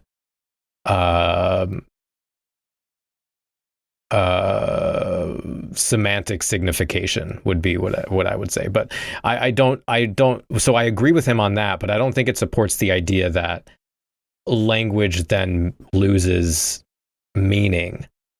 And the reason that I think he comes to that conclusion goes back to that essentialist position that I think he's assuming that if language is fluid and constructed, then you can't be offended because it's fake, it's not real. Where and kind of to what you were saying, Clint, that sounds similar to me to the reasons people are afraid of gender being seen as constructed, because then it removes the certainty of this binary worldview, right? Because if you're asking people to use, it's not just about the words, I don't think, but it's about what that says about what they believe about the world. And so that's where I think that underlying fear is coming from. And to that authenticity thing you were talking about, Trey, with the, Lizzo being the song being written by other people. The thing is, you can't really say what is authentic for someone else, because that kind of defeats. It's like a self-defeating argument, because the definition of authenticity, or like an existentialist philosophy definition of authenticity, is basically the idea that it's something specific and true to an individual that resists an imposition of an external value system. So if you're telling someone what's true for themselves, you're externally imposing a value system, it's a snake eating itself. You're what's the word I'm looking for? I can't think of it. I mean, you are kind of begging. You're begging the question, basically, in the traditional sense, where just by asking it, you're assuming one right answer regardless. And that's a problem. Unfortunately, our society is kind of built around those judgments being built into the fabric of things. Yeah. And then on top of that, I think we need to think about what is, how art is made in the first place. So you kind of alluded to the fact, first of all, that performing the art is important, right? Mm-hmm. Like, even if it was written by other people, the performance and who is being seen performing it, that is part of that collaborative nature of creating the art, right? So it's not just completely removed. And then I would go a step further personally with this idea that even if you're making music by yourself, that it's not this I don't know if solipsistic would be the right word, but it's not this pure objective creation, because you're even if you cut out like other band members and you don't have a producer, even if you get rid of all that, I still think that the art is being created with an interaction with other media, with the environment that you're in, with a relationship to the tools and the processes you're using. So like the instruments and the software and the hardware you might use, I think, participate in the creation of the art. So like if you have an industrial band and you're using like a synth, for example, like the material objects, the bundles of material objects, as Ted Shotsky would say, who's a theorist I like. You've got this synth, and it has its own history with the artist. It has its own construction. It has its own kind of quirks and foibles that interplay in with the artist and become a part of this network of agents that help to create the music. So that's kind of how I come at it, is to deconstruct this idea of there is this somehow this authentic art that is the truest version of art. And if you do art in this different way, it's not this truer version of art, because I think it's always, there is no static, fixed object. It's always this collaborative, relational, contingent process. Mm-hmm. And that goes back to how language is created, right? It's fluid and the meaning changes over time. And so I think Faderhead is kind of having that same issue where he's saying, if it's this tension of that like inauthentic authenticity that he's feeling, like if there's no capital R real, no objective, stable, fixed language, then why does it matter if it's offensive? But the thing is, what you were both saying is that it matters because the process matters. It's meaningful to people in the process of making it. So it still has the power to have emotional consequences and material consequences. And just because that language might change in the future, it doesn't change the fact that it can still do harm now. And there's something you can do to mitigate that harm. So the argument, the way he phrases this argument to me, going back to, you referenced the misogyny and industrial episode, it comes off as this excuse for industrial artists to make a bunch of songs that objectify women and then use this sort of flimsy Joe Rogan, Jordan Peterson excuse to try and get out of the consequences of that. And then, he ends it with this really gross, like, I'm going to make a joke about Lizzo's name being a racial slur. Mm-hmm. Exactly. Just That's because what, she had an ableist, she didn't want her song to be ableist. Like, and, and he has this follow-up comment that where he says, well, it doesn't matter. Anyway, I'm sorry, I interrupted you. Go, if you wanted to say something, Clint, go ahead. I didn't mean to. Oh, no, I was just emphatically agreeing with you how any argument he had was just completely just shattered at the end when he did the exact petty thing that a lot of scared older generation people do, and they had to make the jab. And and here's the deal, because Danny, I know where you're coming from. There is a time that I have this very like real existential feeling where I go, oh my God, where does it end when we start modifying art, and when does it stop being art, and stuff like that, because the whole point of art is to create something that evokes a response from people. So, but then you get people like Faderhead that are like, well, it's just a word. Yes, it is just a word, but words are absolutely powerful. And especially right now, culturally, it is just, we are in a really weird kind of changeover time where that might not have, it might not be a big deal 20 years from now, because it might not even come up 20 years from now. But it's just one of those things where language, especially, I think, Faderhead being German, I don't know if Faderhead lives in the US, but it's just different here. I actually work with a couple of Germans at my 9-to-5, and we've had great discussions about how they just don't understand why we are so fucking sensitive about shit over here.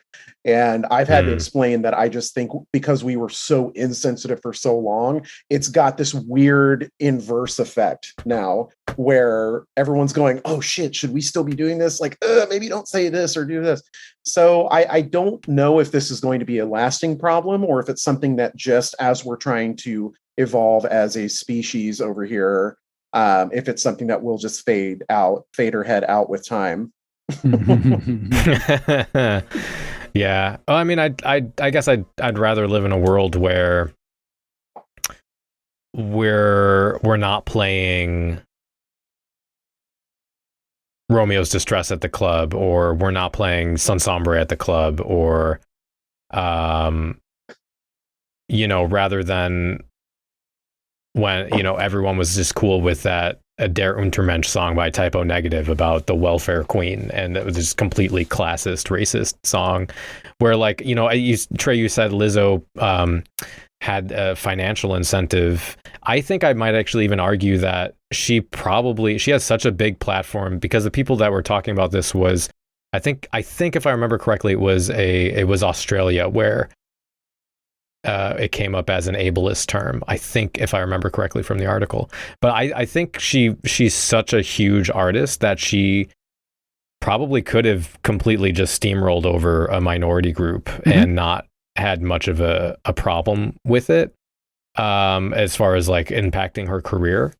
And I'd rather live in a world where she, on this, public stage, kind of takes a step back and says, hey, I made a mistake, rather than just being able to ignore it and move on and have that conversation, than actively harm minority groups. Yeah, So, I like any world where you see someone who is ostensibly in a place of power, a cultural significance, whose first response to a criticism like this is self-reflection, and then a mea culpa if that self-reflection leads to oh, you're right, I didn't think about it, I'm learning. I like when people who are in positions of power publicly learn things and then express that they've learned, rather than just sort of going with, what they've always done. This is what it meant, or this is how I talked when I was growing up. I just live in that world now, and it was okay then, it's still okay now. I don't need to change. I don't need to evolve with the times. I don't need to pay attention to the times. And these criticisms have no merit because it's not the way things were. And that's just a depressingly calcified view of the world. And the funniest thing about that, a lot of those people will go to, when they're talking about linguistic change, when they're talking about the evolution of language and how, oh, this is wrong what they're doing now because, what I was doing before is the right one. And then they'll lean on, we'll just check the dictionary definition, blah, blah, blah. And they go to the dictionary, not realizing that the dictionary is going to change before they do, because the dictionary's function is not to be a set in stone book of rules.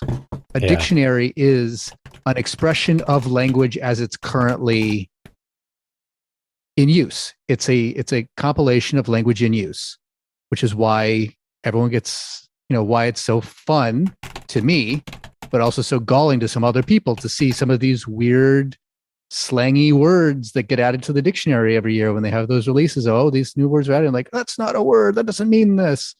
I mean, the fact that, what is it? I believe the word literally now has a second definition in dictionaries that are the opposite of literally, which is the biggest bugaboo for a lot of linguistic, purists out there. And while it's pronounced Litter Alley, and it's the best cat cafe you've ever been to. But I am of the camp that I think literally meaning its opposite is a problem, but that's how language changes, and I evolve my understanding, and I understand that people use it in that way, that I don't use it that way, but that's my choice. And I'm not going to say they're using it wrong, because that's how the language has evolved. And it is what it is. Well, but again, that's the thing is, you're talking on a broad scale. Yes. It's also on a micro scale, depending on who you're talking to, right? If you've got AAVE, you've got different types of slang, you've got different regional things, you've got, depending on your audience, and even people that write for dictionaries will tell you that the dictionaries are like 3 steps behind, right? They're catching up to culture, usually after culture has already moved on. So there is no, the prescriptive sort of language thing is silly. Agreed. Anyway, God, Clint. All right. Well, what are we going to do here? We're going to skip over the other half of the episode I was ready to talk about. Oh shit. And let's wrap up with the couple questions that I've been trying to ask every guest that comes on this year, which are the sort of twin questions, I guess a pair of questions. The first one is, what would you change or what concerns you about the goth scene right now? And then the second question is, what are you most excited about the goth scene right now? What concerns me most about the goth scene right now is a lot of copycat bands that are kind of coming out and trying to ride the wave of whatever the most popular sound is at the time. I think that we need to get away from that. The great thing about goth culture is it's a lot more diverse than people give it credit for that aren't within it. Yes, I would encourage more experimentation. But on the flip side, the thing that I'm very excited about is and could you like rephrase that? Could you tell me that second question again? What are you most excited for about the goth scene right now? Okay. Like, what's exciting you? What's fueling your passion for being involved in the scene that's happening right now? The thing that's really got me excited about where goth is going is I'm seeing that it is, you're seeing a lot more people get interested, and you're seeing the shows are starting to get packed again, which is something I haven't seen in a very long time. And I am excited seeing this passion for goth reinvigorated, and so many people being ignited to it and exposed to it over the last couple of years of pandemic, when they were sitting around trying to find something to get into. So I really am excited to see the resurgence and the interest in going to see live shows again. But as far as, as far as within that, I do want to maintain that I encourage bands to sound different and do what you want. Don't try to sound like the band that you're competing with. Yeah, I mean, that doesn't even make sense to me, as far as if the idea is, well, then I'll get popular, or I'll make money off of it. Like, the scene isn't even big enough to support bands like that in the first place. Yeah. So I don't know where you're. And also, that is, and maybe it's just me or just us, because I think we all agree on this. But one of the things I love about goth music, which is something that we've held on to from the 80s, is the ability to experiment and incorporate with the music and play with it and do weird stuff. And that it doesn't have to be a template. Like, okay, there is a goth rock template, for example, but you don't have to do that.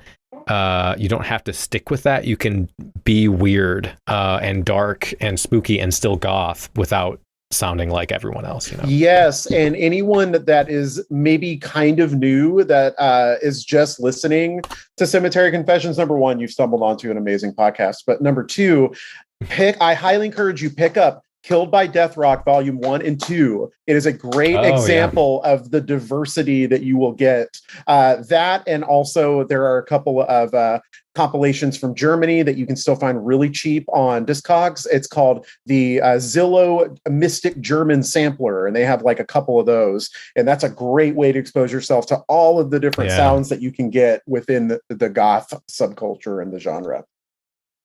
Yeah. Very cool. So, Clint, we didn't even get to talk about DC Talk. What the hell?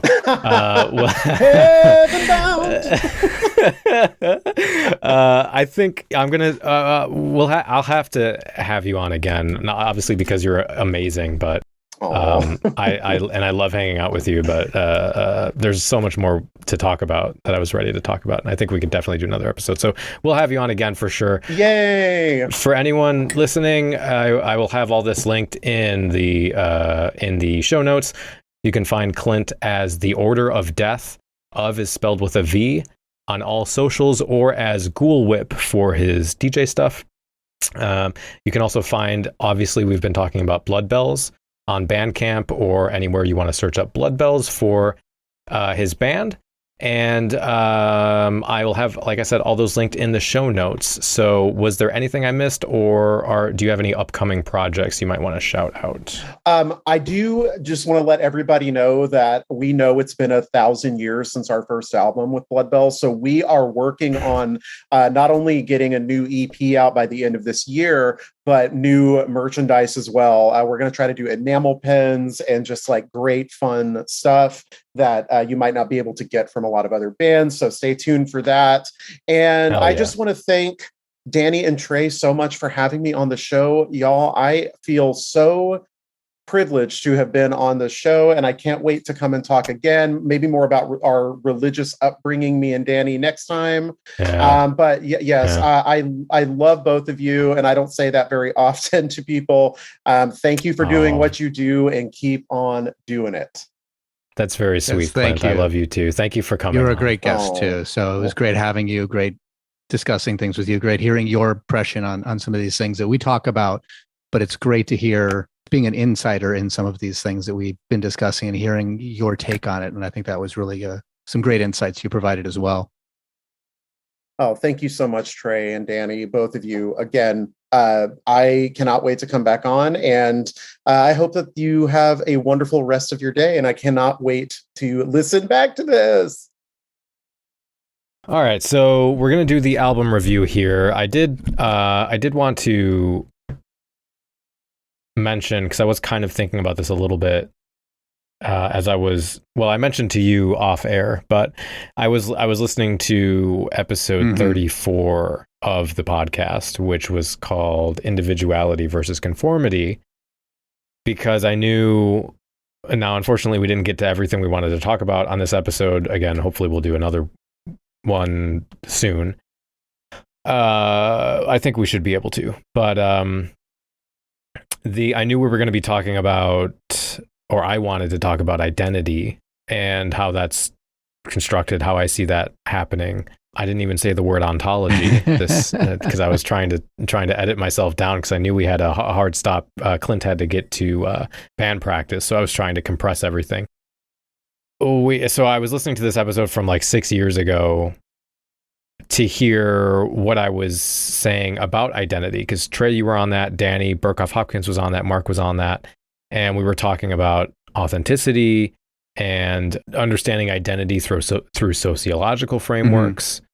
And I specifically, at least in the sort of initially in the outline of that episode, I wanted to try and understand what I saw as a paradox between individual authenticity and conforming to cultural standards within Goth, and like sort of how can you be an authentic individual and eschew labels while being restrained by restrictions of and norms and expectations of the Goth community. And then we kind of had a little bit of the is Goth countercultural debate in there.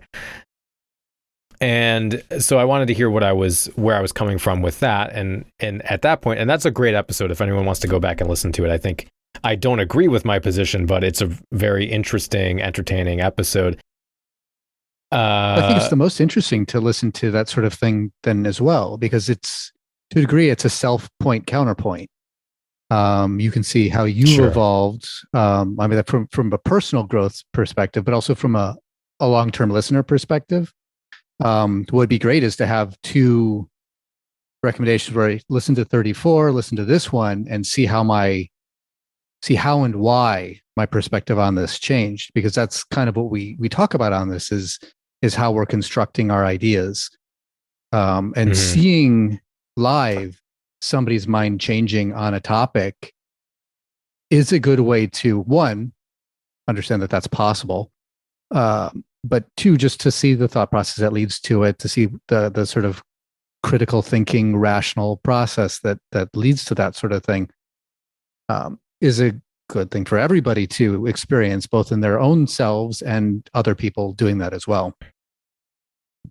Yeah, I think that's something that I try to remember is, we talk about, it's easy for people on the left to kind of point out the oh, look at this conspiracy theorist who can't incorporate or deal with evidence outside of their worldview. And so I do try to hold more loosely onto fundamental beliefs, because I have had sort of foundational changes in how I perceive the world based on understanding and thought and research and that kind of thing. I guess in that episode I was coming at identity from in the past from a structural functionalist framework, these more fixed groupings of agentic structures that act on objects, And for me personally, that was really my worldview was kind of a lot of it was kind of a hangover from like my fundamentalist upbringing. Whereas like, even though I left Christianity, a lot of that reductionist ease of viewing the world seeped into or informed my metaphysics, right? That I became like a kind of that hard atheist. Like, I'm still an atheist, but the the like annoying Richard Dawkins atheist kind of becoming thing. An orthodox atheist. Yeah. So, whereas, now it kind of what I was, to maybe elaborate a little bit on what I was saying before, is, seeing identity as something that's continually brought forth and interactive, that like, that multiplicity, well, I can use the term now, ontological multiplicity, whereas there is no, the agents like me or you aren't acting on their own. Whereas like an authenticity framework that I was using in the past is based in individualism. And now I would think, I would see it more as we're always acting as part of multitudes of other agents, where there isn't a pure object and subject, because we don't stand apart from reality. We're embedded in reality and part of these material networks, and other organisms around you. So, your body, for example, I was talking about autopoiesis, which I thought was really interesting. Which I had heard of, I've read about before, and I was just kind of coming back to thinking about that recently. I had not. I watched that video a couple of times that you posted, and it was interesting. I don't fully have thoughts on it. I don't necessarily agree with it all the way, but I don't necessarily disagree with it either. Basically, the idea is that at the basic level, your body is made up of billions of individual organisms working together, and they have these from single cell organisms up to multi-cell organisms and so on. There's some sort of border or boundary, even though it's probably porous, where you take information from the outside and adapt to it. And so you can show how bacteria does that, and how all these different whatever kind of organism you want to talk about, and how they interact with each other. And that's some form of consciousness, because it is a semiotic signaling, semiotic sense making, where you're taking information from the world around you and then reacting to it. And so your body is constituted of if we're talking about going back to identity, and is there like a core self? If you're talking about your body, which is, I think, part of how we experience identity, your body is made of these organisms that are, I think, agents organizing themselves into biological structures. And so identity kind of becomes this subjective way of making sense of it all, creating this sort of singular experience of what's being played out over these extended networks of interactions. And so that's kind of the way I see social structures, if you expand out from that, happening, as well as these networks of interactions bringing forth, and material bundles bringing forth the world around them through action, through interaction. And so that is a different way of, and I think alleviates that question I was trying to ask in episode 34 of how do you rectify this idea of an authentic identity of this individual against still conforming, right? That old phrase of we're all individuals, but we've got the same boots on. Or I'm an individual, just like everybody else. How do you make sense of that? Right. Yeah. Exactly. Yeah. Or in that the BBC Spine Tinglers episode that I used to have, or that I still have as the bumper for Sinister Suggestions. There's the part where they're moving into a flat, and there's two goths. They ring the door. They're trying to find a flat to rent, and the guy opens it, and he's a goth too. And so they come in. They start having a conversation, and he's like, how do I know you're real goths? How do I know you're not weekenders? So excuse the rest of the world for my awful accent. And they're like, oh, look, we got a tattoo. And they both roll up their sleeve and they have the same exact individual tattoo on their forearm. And then the guy turns around and drops his trench coat and pulls up his shirt, and he has "Do What Thou Wilt" tattooed across his entire back, which is just this hilarious bit that kind of gets at that same idea, right? So, all right. Well, with that, we can get into the album review.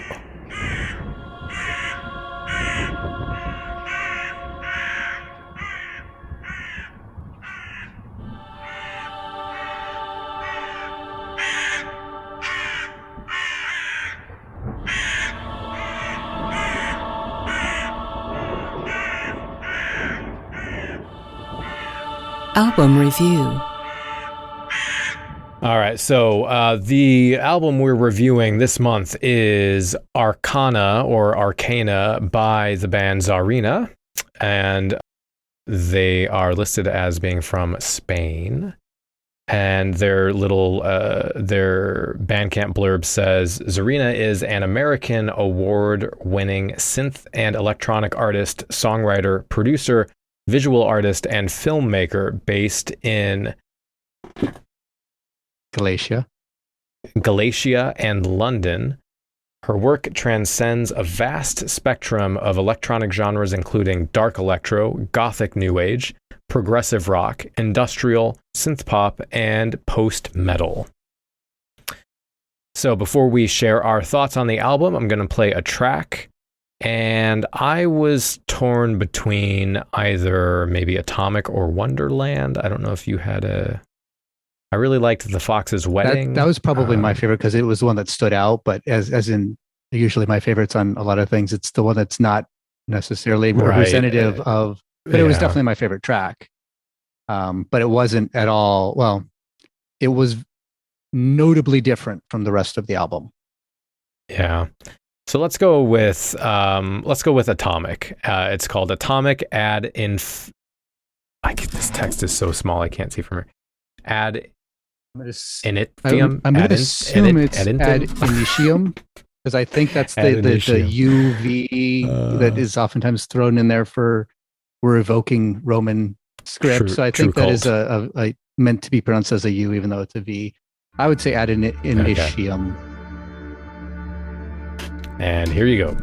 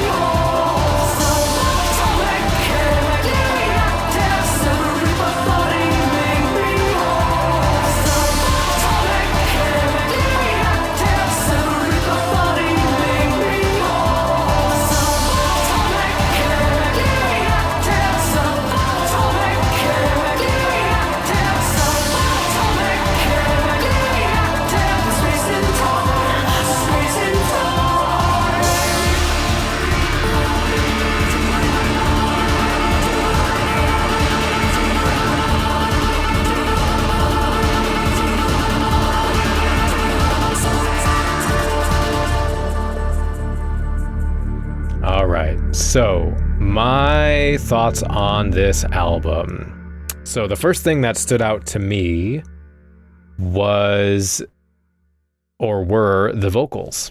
I think the vocals are incredibly powerful. I like to try and make a comparison, if I can, between for music or singers or whatever. I couldn't think of another singer that this reminded me of. The closest I could get would be if you took the singer from Lacuna Coil and mixed that with Anders from Ashbury Heights.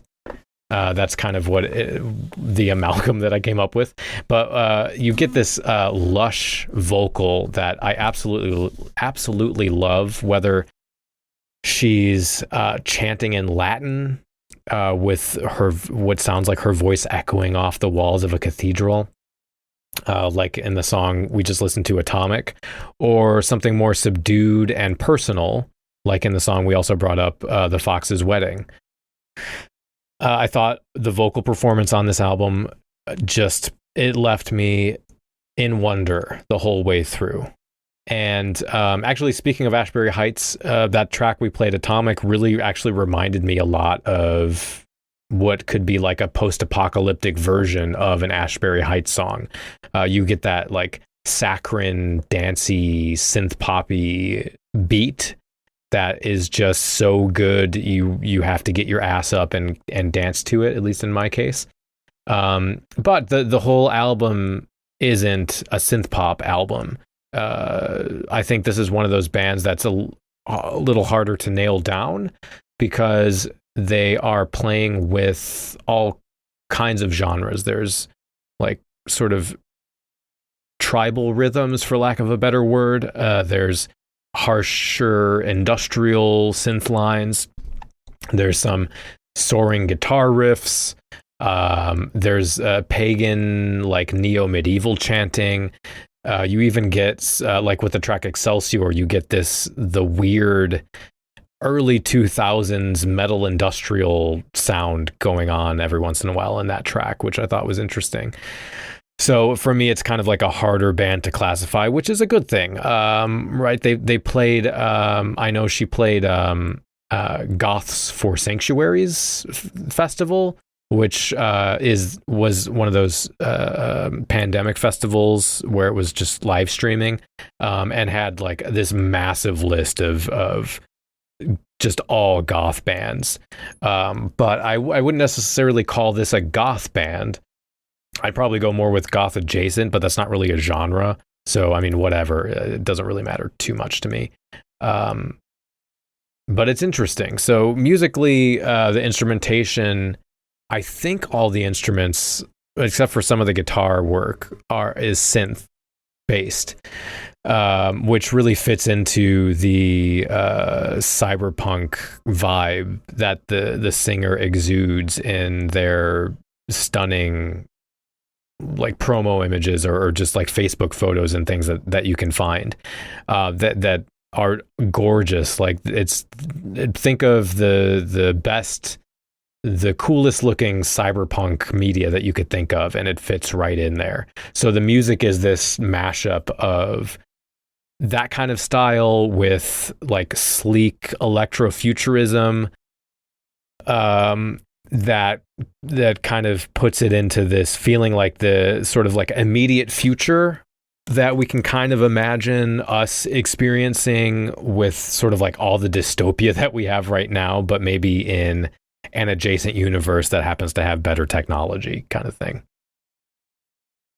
So there's also this cover of Cities in Dust on the album, which is one of my favorite Susie songs, despite it being overplayed. I still love that song. And it's this really interesting, it's like a grand sweeping rendition of that song. The cover that I really like of Cities in Dust is actually from the I heard it on the Gothic Cruise documentary that it might just be called Gothic Cruise. I don't remember the name of the movie, but that version is like a deconstructed version of the song, which is really interesting, and I think takes it in a different enough direction for that cover to be really cool. Whereas this version is kind of takes the bombast and the grandiosity that's already in that song and then dials it up to fit into the sound that this singer already has, which I think is kind of the way to go with covers, because you don't want to just try and do the original band's version of the song. So it was interesting. It wasn't a cover that knocked me out of my seat or anything. But I gave it, I listened to it a few times. I found it interesting and fun to listen to, and had enough of a twist to be probably about as good of a cover as you can get outside of some covers that you might think are like better than the original, which those are pretty rare, I think. So I had to bring it up because I love Susie and I love that song, and I think it was an interesting version of it. Lyrically on the album, there's a very clear pagan, astrological, and like sacred love theme throughout the album. A lot of like looking to the cosmos and finding one's place within it through divine connection with others, which I thought is really gorgeous thematically and structurally, from the perspective of how the lyrics are written. I like her style of writing and the way it's laid out, and that I love that the lyrics are mystical and allude to like sort of, I guess, arcane truths and some pagan ritual stuff, which in this case I think enhances this type of music. And I like when those two things work together. I'd rather listen to that than A Starry Night whine about their ex-girlfriend, for example. And that's just me. But that kind of thing makes music fall a bit more flat. Whereas for this, you have like the mystery and reverence and esoteric lyrics that kind of serve to enhance the emotional impact and make the music feel more magical. And then when you throw in like the cyberpunk vibe that you get from the singer, and you get this cool mix of magic and technology, which I think is just a cool vibe. So yeah, overall, I think this album takes this sort of dark wave, synth wave, industrial kind of thing that you might be familiar with in an interesting direction by infusing it with this sort of musical dark magic that I quite enjoyed. So this is going to be another 4 out of 5 for me. Very nice. So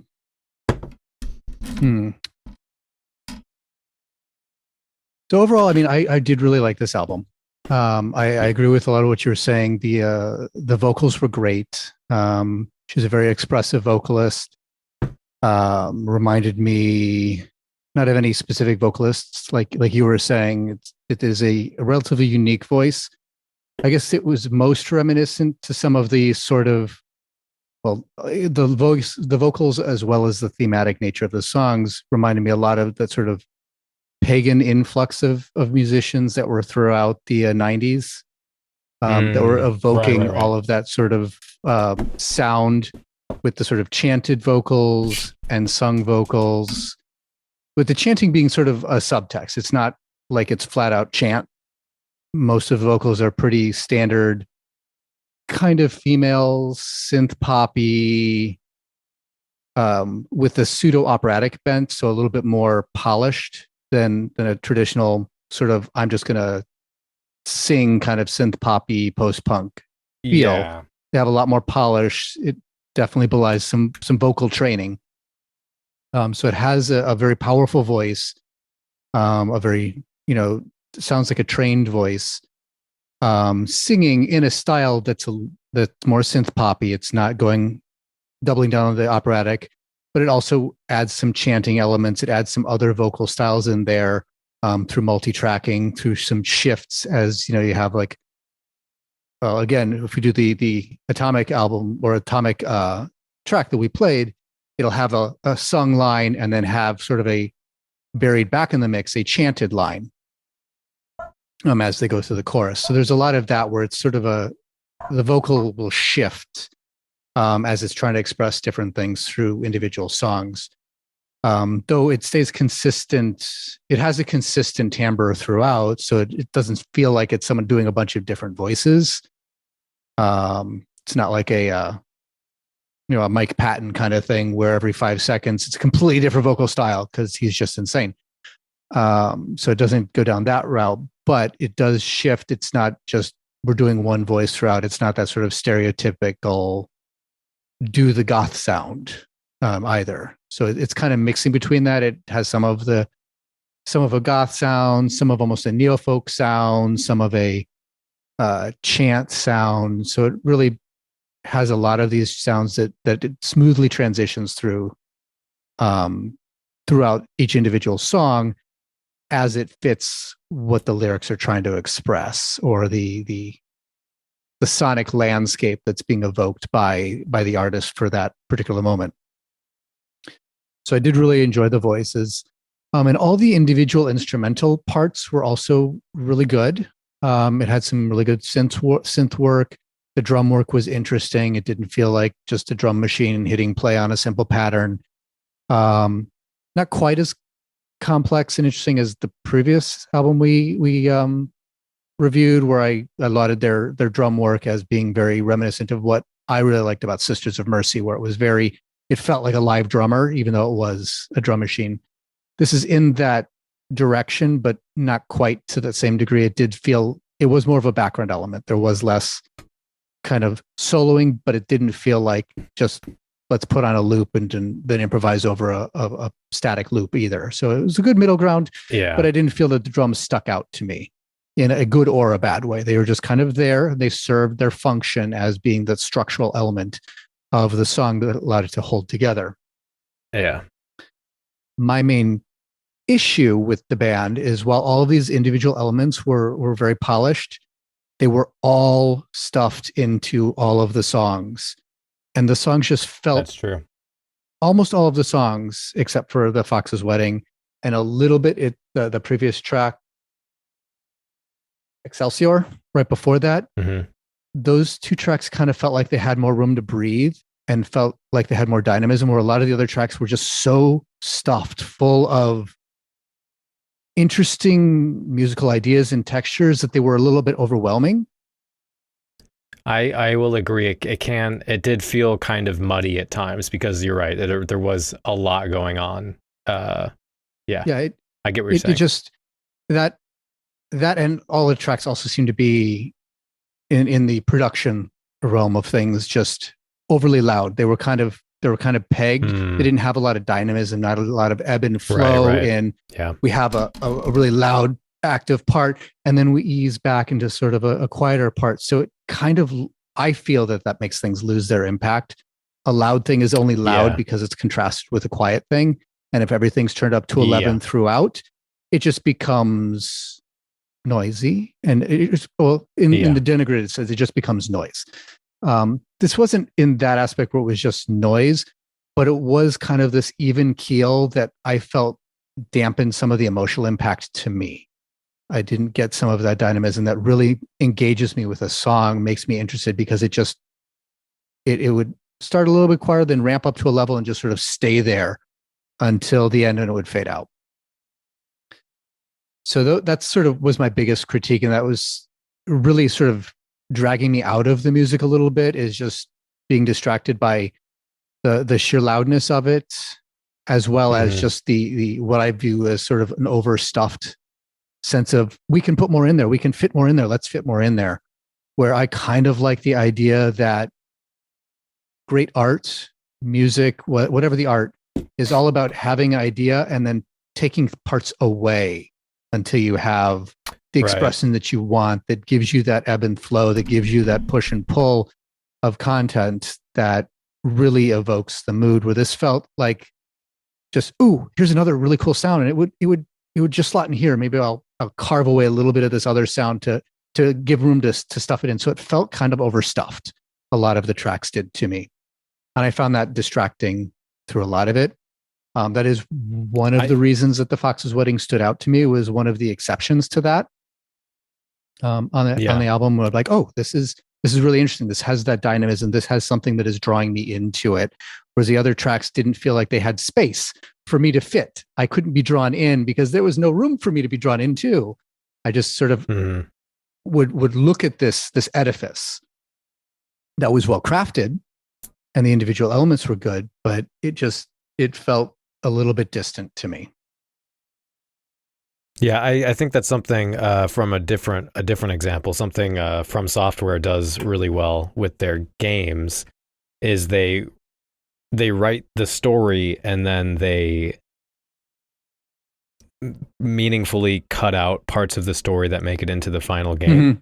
So then that allows the listener to be able to interact in a way that is more feels more interactive because they're filling in bits of it for themselves, right? Rather than so there is that. It's a different kind of dynamism in that way because we're talking about storytelling. But I get what you're saying, and I agree with you. So that was the main thing that was my major critique with the album. And then as far as the Cities in Dust cover, I did enjoy it, but it was a pretty straight cover. There wasn't a lot of reinterpretation of it, but it was a well done, well constructed cover, and it wasn't just a carbon copy of the original. It wasn't like they just took the original Cities in Dust and just remade it. I'm trying to remember. There's a Susie Covers album. It's like Through the Looking Glass or Beyond, something like that. I don't remember. It was similar to one of her singles albums, though, as far as the naming convention.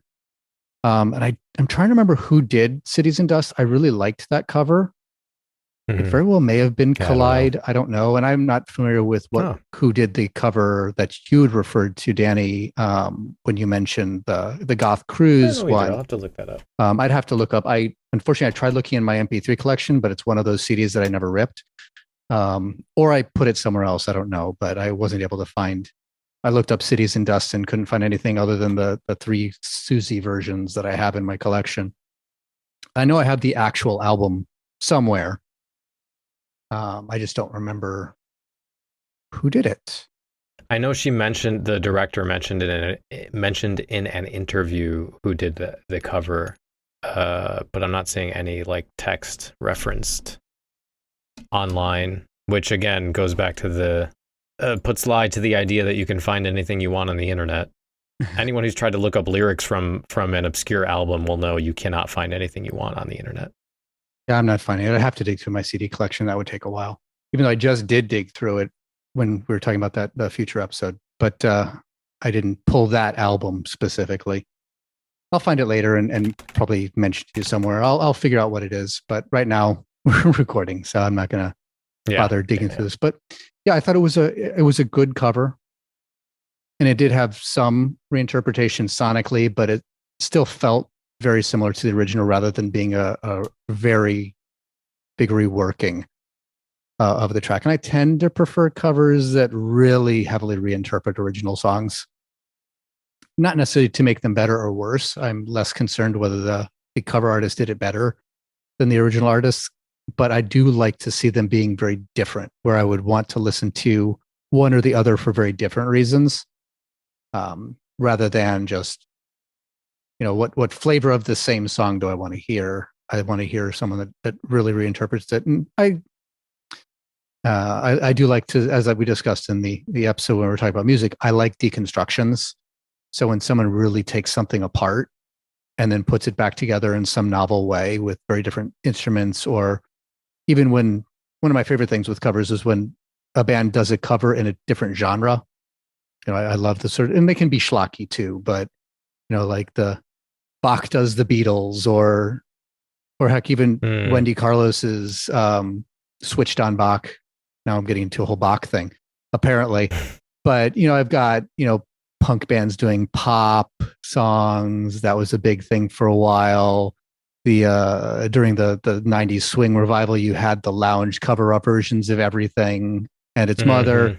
I enjoy that sort of thing where it's taking a song and recontextualizing. Or I've got some great bluegrass covers of things. One of my favorite covers of Nine Inch Nails that I like to play oftentimes was sort of a parody cover called Closer to Hogs, which was a very bestiality focused bluegrass version of the song Closer by Nine Inch Nails. Really taking that I want to fuck you like an animal thing literally and doubling down with kind of inappropriate hillbilly stereotypes in today's climate, but still it was a very beer steers and queers meets Nine Inch Nails Closer, which I really enjoy. But I like things that kind of take the piss out of other things and deconstruct and play with stuff like that. So I'm a big Weird Al fan. Well, that's why a lot of people also liked that's the swing version of Military Fashion Show from And One for another example of that. Yeah. So, so I liked the cover. It was good. But overall, I did like the album. I'd probably say somewhere in the 3.5 to 4 star range. I really enjoyed it, but it was a little bit fatiguing for me just because of the production, because of the arrangement, which, I mean, Czarina, the artist behind Czarina did pretty much all of that. I mean, it was mastered by other people according to the notes, but it did say the arrangement and the production and most of the instrumentation was all done by this main woman that leads Czarina, and I didn't really see a lot of other credits. And wow, she does an amazing job, and she does a lot of different things, but she liked to stuff too much in there. It was all cool individually, but it could have been spread out a little bit more, I guess, and had a little bit more ebb and flow to really grab me. So that's my main critique. But overall, great Fair album. enough. I really enjoyed it. I'll probably go ahead and buy it. I hadn't yet because I was really kind of on the fence, but now Bandcamp, as I was trying to re-listen to it, it gets into its sad pressuring you to buy things phase. You're like, oh, you've listened to this a bunch, you should probably buy it. And then you say no thanks and it has a little breaking heart thing. It's very tugging the heartstrings that Bandcamp does. Yeah. Well, but I mean, that's good though. Like, you know, pressuring people, because it's the opposite of Spotify, I guess, where they're like, hey, give the band money. Don't just stream it forever. Yeah, because the band doesn't necessarily, I don't know what the payment model is when it comes to just streams. But I think the predominant payment is going to be when people buy the album. And so I do like to do that. And I like this band well enough that I do want to support them. So yeah, I'll probably go ahead and buy it. I just hadn't gotten around to it yet. And so it was just noticing as I was sort of skipping through tracks, trying to get a good feel for how I was going to review it and critique it, getting little broken heart animations that Bandcamp likes to do. But yeah, I definitely recommend it. It's a good album. Like we both expressed, it doesn't necessarily feel so much like it's evoking a single other Gothic umbrella genre. Whether I'd classify it as Gothic or Gothic adjacent is really hard.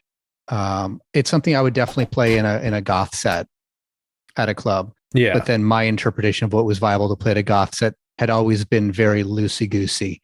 I liked to play different things that just sort of evoke the darkness, whether they were part and parcel. So I would play Goth and Goth adjacent when I was DJing pretty smoothly, and the crowd I played to generally enjoyed that. So it wasn't a bad thing. But yeah, I would definitely say it's definitely got a synth pop aspect to it. It's got definitely some of that dark wave, a little bit of the sort of goth folk. I said neo folk earlier, which unfortunately has gotten a bit of a bad reputation these days, but more the sort of Dead Can Dance, Faith in the Muse, evocations of folk elements where they'll grab from different world music cultures and pick little elements in a, one could argue, a culturally appropriative way. Mm-hmm. But usually I don't view it as bad in that sense, because it's typically they will call out their inspirations and say, hey, if you like this, check out this other band that's that native culture and all that. So I enjoy that because I do enjoy world music. So anything that's going to evoke Celtic musics or Romani musics from Europe or Middle Eastern, Asian, Scandinavian, Native American, both North and South, all these different cultures. I love seeing elements of their music in there as a way to shout out that music rather than hopefully not commodifying it. Yeah.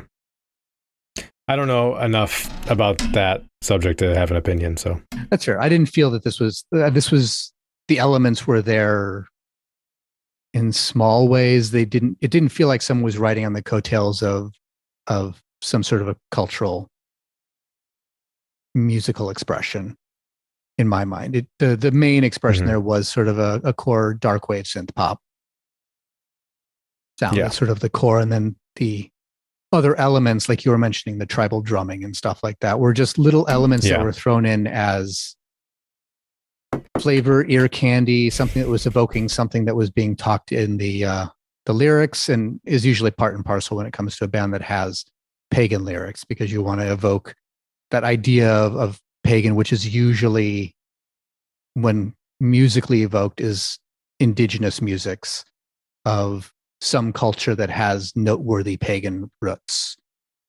And that's why Celtic is so very, very popular. Yeah. Well, yeah, we're going to get into a whole other, if we go down that road, that's going to be a whole other discussion. No, I'm good.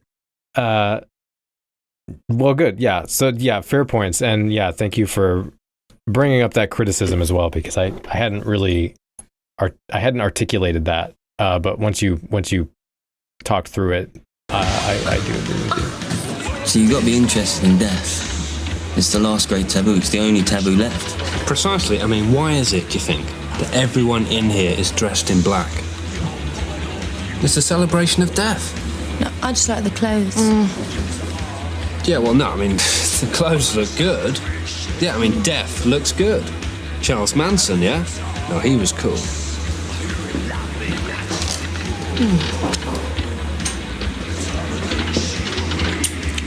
Don't know if I mentioned it before, but I'm actually a vampire. Sinister Suggestions. All right, we're just going to go ahead and get to these Sinister Suggestions, because I have so many albums to recommend, and I've actually had to cut out a bunch of recommendations because there was simply an abundance of music this month. So I'm going to try and rapid fire these recommendations, and hopefully you'll have a lovely variety of music to listen to. So first up, we've got the new single from Plague Garden featuring Obscura Undead's Azzy Bats. Because you know what you didn't know that you needed was Hellenistic goth rock. That's right.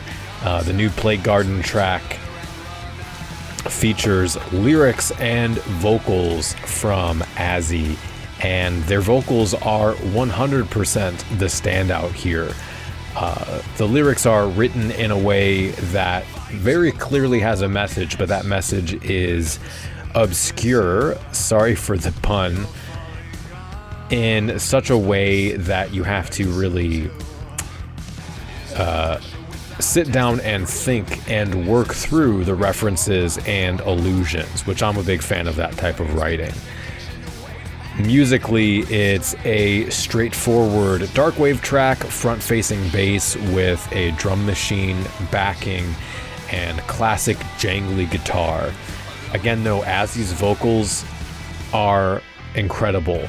They cut right through your bones, echoing through your body in a delightful way. It's a fantastic collaboration. Next up is a unreleased track, well, unreleased until August 5th, when the track comes out on Bandcamp, and there should be a music video as well, from the Bellwether Syndicate. It's the new single, and it is called Dystopian Mirror, and it is a fucking banger. It's heavy and crunchy in the verse and gives way to a melodic, soaring chorus with a sick-ass guitar riff and a bouncy, almost gothabilly bass line that I really love. William Faith shows off why he continues to be one of the best in the biz. The track is the perfect length to kick your ass and leave you begging for more. His vocal performance is so powerful and almost has a Western Gothic vibe to it, which is also perfectly complemented by Sarah's backing vocals in parts of the song as well. There's a wonderful spooky synth solo in the middle of the track, which is fun, and I think this is the best Bellwether Syndicate track ever. I really love it, and I can't wait to hear the LP. There's also a new EP from one of my favorite bands, Golden Apes, and it's called From the Sky. It's also not released as of this recording, at least. If you're familiar with the Golden Apes, then you know what to expect going in. Contemplative, soul-searching goth rock that ranges from more kind of pounding arena rock to tracks with a brighter feeling sound to more intimate, anguished soundscapes bifurcated by driving guitars. Pierre, the vocalist, as always, is on point with a commanding vocal performance in his signature harrowed baritone that leaves you no choice but to swoon, or at least that's what I do. It gives me the chills. It's a melancholic rock band. It's a philosophical rock band. The music brings a sense of vastness with it. Wide open landscapes, forests, oceans, fields, endless possibilities, room to breathe.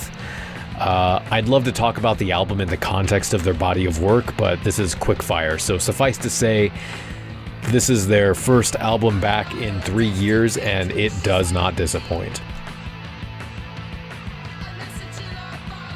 And they're from Germany. I should mention that. I've been trying to mention where these bands are from. Bellwether Syndicate is from Chicago. From Santiago de Querétaro in Mexico comes a poppy post-punk track that leans more into an alt-rock kind of vibe, something I feel would be at home on an indie movie soundtrack, which is good, right? I like to hear a take on post-punk that's slightly different from what's out there. And I think this single particularly is different from their previous work, which ranges from a more early Sister sound to some Cure influence to something more similar to Rendezvous. And I should mention, because I don't think I did, the band we're talking about is Lazaro, and the single is Luna de Sangre. The drum work on this track is particularly pleasant to listen to. The drummer is definitely a skilled percussionist, and the synth is great as well because you get a lovely panoply of sounds throughout the track, which help keep my ADHD-addled brain entertained. It's a really pleasant track, and the band's body of work is pretty diverse as well, so I recommend checking them out. Next up is The Ire with their album What Dreams May Come. This is a band I love from Philadelphia, and I was super stoked to see they had a second album out. They have this wonderful blend of dreamy melodic rock threaded with hints of anarcho-punk that they've iterated on over the last EP and album to perfection on this release. You've got pounding, complex drum rhythms, which I absolutely love, and that are complemented by a driving, equally complex bass guitar and electric guitar that moves in and out of more melody-driven post-punk to raw punk, which is a great dichotomy that the band makes sound effortless. Then, of course, the vocals. You get tracks that are straight up punk shouting, and you get, again, that dichotomy of beautiful, melodic, emotional vocals. There's also yips and yaps, which are also always fun to hear vocalists playing around with. And lyrically, it's as passionate and earnest as you'd want out of this kind of album. It's overall just a kick-ass album. And then we've got the new single from LA-based Occults called Crystal Coffins. It's a great track for fans of drab majesty and that kind of music. Simple bass and drum lines that make way for a flowing synth and esoteric vocal delivery. It's a swoopy romance darkwave track to play on a clear, starry night. It's really clean and has more of a pop sensibility, even more so than a band like Drab Majesty. I'd say for me it's even a bit too clean sounding, if that makes sense, but it's definitely well produced, and I think probably a must-listen band for darkwave fans. Then we've got In Memoriam by the Oakland band Adrenochrome. And this is a fucking super group if I've ever seen one. It features members from Otzi, Caraca, False Figure, Cruz de Navajas, and Zots, all of which are bands I absolutely love. So I'm super upset that this is their third release, coming up after an EP and a single, and I'm only just hearing about them now. I would call this dark punk, personally. But if you're a fan of any of those bands I just listed, then this is going to be right up your alley. And that kind of does my job of describing the music, right? The vocals are great as well. I love the contrast between the music and the vocals because, to my ear at least, they kind of are further down the, girly, I guess, spectrum, like bubblegum spectrum of vocal, for lack of a better term, and having that over the angry political music is just chef's kiss for me. So it's hard-hitting, fast-paced, great album. And also, if you haven't heard of any of those other bands that the members are from, absolutely go look them up. They're all incredible. Next is the album, or I guess, album EP Eyes Wide Open in the Dark from Tears for the Dying. And you'll remember Adria from her previous appearance on the Death Rock episode of Cemetery Confessions, the podcast you are currently listening to. The new EP features the 3 most recent singles, with several brand new remixes. The singles themselves are absolutely fucking brilliant. They're exactly the kind of goth music I'm interested in.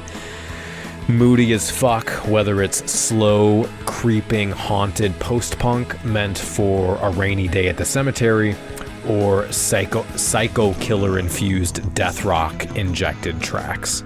The vocal range and intensity is absolutely brilliant, and you get fun surprises like the string section and horn section on the track Mortuary, which is just a masterclass death rock track. That's a must listen, I think. After that, we've got The Veil of Tears, which was a Belgian band active from 1993 to around 2009. This is the self-titled 12-inch release, re-release, now in 2022. It's a remastering of the first demo tape that was only released on cassette initially. And I just love finding obscure music history like this that's being shown some love and kind of brought back to life in the modern era, right? You can tell it's remastered listening to it because I can really imagine this as a lo-fi recording. It's minimal, very minimal guitar. There's really sparse drum beats that I personally associate with a specific brand of Eastern European goth rock that gives this emotion of, I guess, wide open spaces. You get that classic male vibrato vocal over the top with some tracks that feature droning synth lines as well. It's similar in style to older Awakening or the Awakening songs, or The Wake, or kind of like something you'd hear on Nightbreed Records, or maybe a bit of kind of a bit like Corpus Delicti. But yeah, like, you know, classic 90s goth music. A lot of those bands are kind of known entities, so again, something like this that you may not have heard about is really, at least for me, like a diamond in the rough. So I think really cool find. You know what you don't hear enough of these days? Avant-garde stuff, or classical stuff, or medieval stuff, and you know I'm a sucker for that. So look no further than Amon Rouge out of Colombia. Her new single, the unpopular one, falls right in line with her previous works, largely featuring mournful piano with touches of weeping violins and lush vocals. It's kind of reminiscent of Emily Autumn, but really just falls into that vein of neoclassical goth.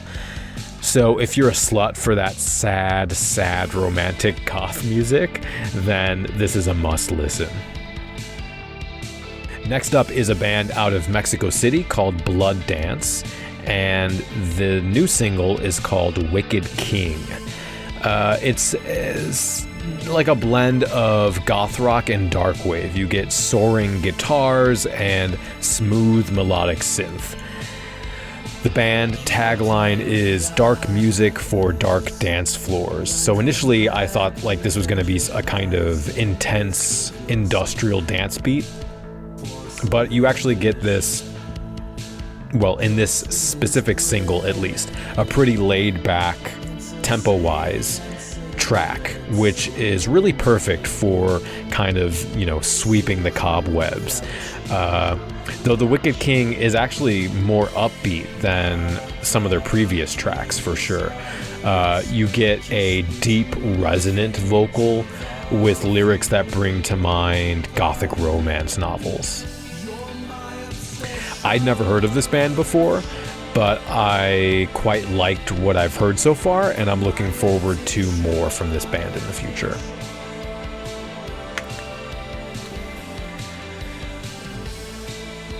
Next is the album The Sea Says by the band Vaslin. This band is from the Netherlands, and they mention on the page that this is on their Bandcamp page, that this is dark wave with a glow.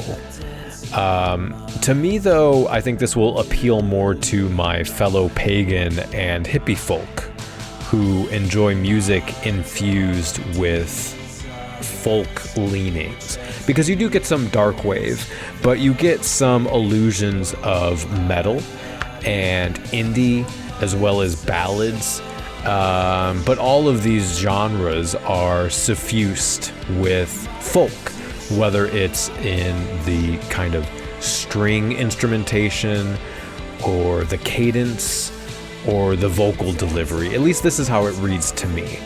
And so to me, this is much more of a, I guess, modern folk album than anything else. And so, again, if you're like me and you enjoy quiet romantic ballads, absolutely check this out. Out of the dark recesses of Mexico City comes the slow, brooding sound of Sombrio. You know I love slowed down goth rock. Everybody loves Lebanon Hanover because it makes you feel like shit, right? The new single from Sombrio is for lovers of that style of goth rock, for those who live in the shadows and want to watch bats silhouetted across a full moon as mascara runs down our face, with our hands stapled to our forehead. Deep vocals croon over a 4/4 drum beat and leisurely guitar and bass lines with spooky synth over the top. It's simple, but it's the kind of simple that works. It's comfort food for the sad and dispossessed. Next up is the album Funeral Flowers by Hexheart, and this is just kind of a quirky pick. It's just a fun album. It's a band out of Seattle. For anyone who also grew up as an alternative Christian kid, you might immediately make the comparison to a band from the late 90s, early 2000s called Joy Electric. You get this really unique retro synth sound that's similar to that band. And it's just really fun and makes you feel warm and happy inside, even though some of the lyrics on this album are actually pretty dark. So this is specifically a, I guess, synth pop retro wave sort of band. You get vocoded vocals, which adds to the robotic nature of the music. It's a bit of a different suggestion from everything else on this list, so if you're also a fan of industrial, or you just need like a palate cleanser, I guess, here's that kind of offbeat suggestion for you. And then we've got The Emperor RX, which is the new album from Cerne. If you like swirly, spooky post-punk, then this is the band for you. And this band is also out of Germany, Berlin specifically. The tracks on this album are slightly slower and in a lower pitch than what I'm hearing a lot of when it comes to post-punk right now. It's not the bleak Eastern European post-punk. I think this is probably more akin to a band like Bastet, which I really love. You get mostly a droning, hypnotic, laid-back vocal delivery that I absolutely love, and some tracks that sound almost inspired by doom metal in the guitars. I personally really enjoy the slower, more broody sounding post-punk that makes you feel like you're in a dimly lit club, sitting alone at a table, smoking a cigarette. Plus, the lyrics are meaty and have a lot to say politically, which is a plus for me. And then we have the new album, Wish You Were Here by Haunt Me. And this is a band from Austin, Texas. So we're going from swirly post-punk to romance-infused post-punk. This is an interesting EP, I think, because they infuse a lot more alt-rock feel into the music. So you get that sort of summer afternoon, cruising in your car with the sun on your face feeling, except make it melancholy. So you get this laid-back, bright-sounding, jangly, glittery guitar and reverbed drums with reverbed vocals and a bass guitar that's also sort of a mid-range tone or kind of higher range sound for a bass. And then you combine that with lyrics and the music that create this sense of longing and nostalgic familiarity. So I thought it was a pretty interesting album that I quite enjoyed. Next up is the new single from Attic Eyes called The Moon. And this is a band from Knoxville, Tennessee. This single is the first release from this band, and you, I think, must check this out just for the vocals alone. Again, for a comparison, if I had to, I try and do that when I can. It reminds me a bit of Light Asylum, but they are operatic and powerful, and for post-punk, I think fairly unique for the genre. Musically, it's a blend of retro 80s synth with post-punk guitar. You get a sick, blistering guitar solo on this track that I adore, which is strange for me because I'm usually not a big fan of guitar solos, specifically in goth music, really. But it works really well here. It's a really solid track, and I'm really, really excited to see what else they come out with. Next up is the new album Hunger by the band Then Comes Silence, who are from Sweden. This is a gothic rock album that feels upbeat and feels, I don't know, happy or positive in general. that's kind of developed through the mood of the music and the lyrics, which are really easy to pick up on because there's no vocal or there's no effects applied to the vocals. So you get this really clean middle range vocal that occasionally gets backup vocals in some of the tracks, and that works really well. And you actually get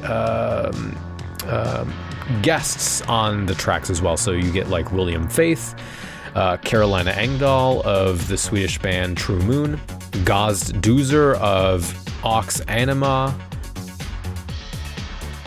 Mikael Jacobson of The Foreign Resort as well. So you get a variation of sounds from something closer to the Sisters to something a bit more Southern Gothic to some tracks that rely more heavily on synth, whereas some tracks put the synth in the background, but I think they play around with the synth sounds in interesting ways that still complement the core of the band, which is the rock sound, right? There are some guitar solos throughout the album that I think work fine, but aren't really my favorite thing personally. I do think most of the tracks add something interesting to differentiate them, which is important on this kind of album because without that subtle nuance, it's gonna sound the same all the way through. So you get some simple percussion flair in the background or some new synth sound on the next track, and that's definitely needed, so I liked that little touch throughout. Almost done here. We've got the album Winter Long from the band Executioner's Mask. I love this album. This is a heavy kind of doomer metal shoegaze meets goth sound meets Nick Cave and the Bad Seeds. It's almost akin to Squirrel, who did the soundtrack for my favorite movie, Only Lovers Left Alive. Well, I'll put it this way. The second track is titled Two Vultures Fucking, which I think would be a great genre title for whatever this is. You get this fantastically morose, deep vocal over the top of the meandering, squealing, sorrowful, and oddly kind of dark Western instrumentation. I do think they could have done a bit more to break up the album so it doesn't feel too samey. You know, they do some things, like you get this interesting percussion change, so one track might have more of a break beat, which adds a lot. You get Ashlyn of Sirskew on one of the tracks, which adds an interesting depth. You get tempo changes throughout the album, so there are touches to keep it engaging. Some bits like the vocals or the kind of distortion, static noise on the guitars can get a bit tired at times, but overall though, I think this is a killer album that touched the darkness inside me.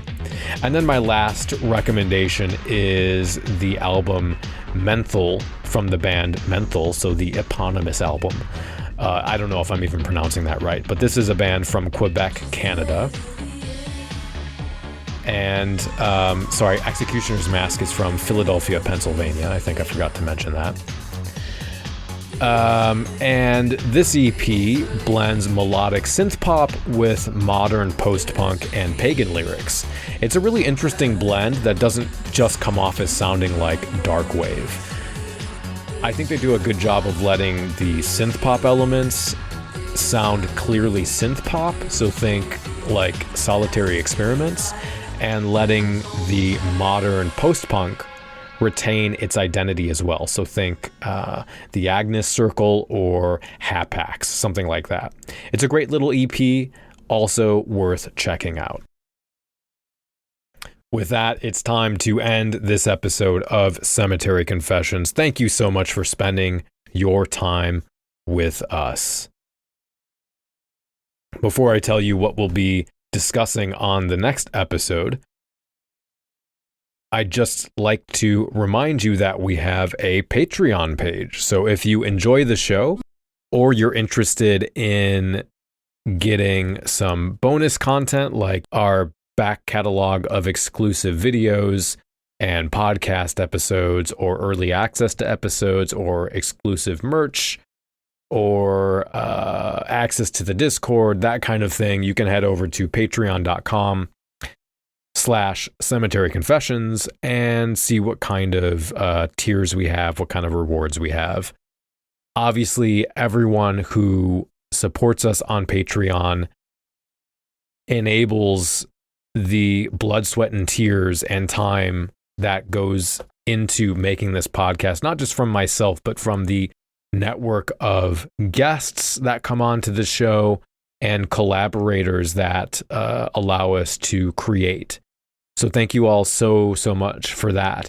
And if you aren't able to contribute, but you do enjoy the podcast, I guess my ask would be word of mouth, right? But if you can talk to a friend or even send a text message, but maybe the next time you see a friend, if you can say, hey, I just listened to this episode talking about the current state of the music scene and discussing like how goth identity is brought forth, or maybe you have a favorite episode, like, hey, there's this cool podcast that talked about the goth scene in Mexico that I thought was really interesting, or there was this interview about this goth club in Texas called The Church that I think you would find interesting. Let me give you the link, or it's called Cemetery Confessions. Go ahead and look it up. Like, something like that is huge. If you have the ability to do that, send a text message, put it on social media, tell a friend in person. That is massively, massively helpful. And that would be incredible. But honestly, I'm just happy you're here. I'm flattered you've chosen to spend your time with us.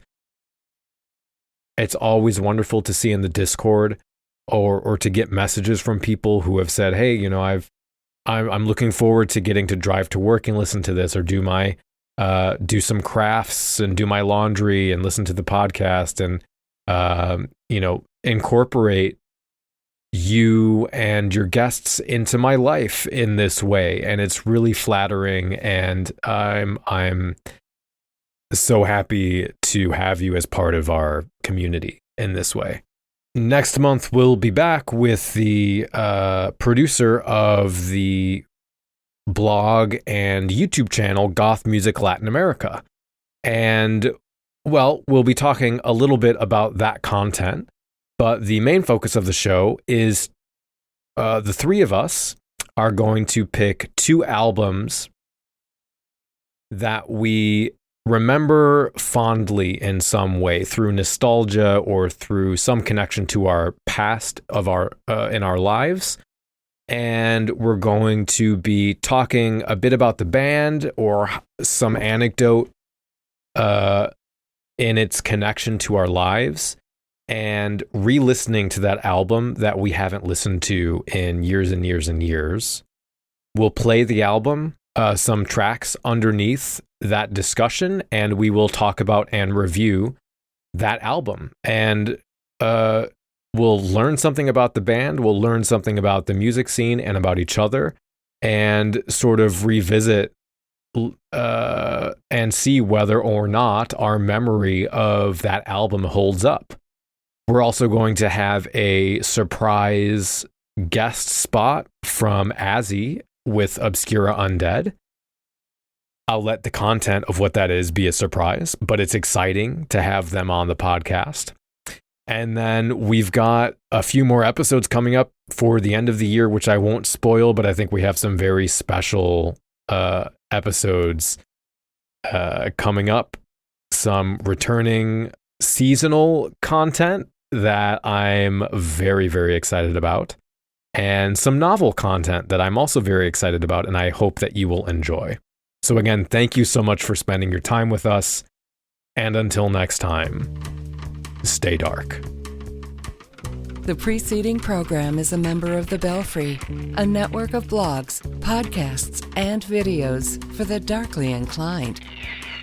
Go to thebelfry.rip for more information.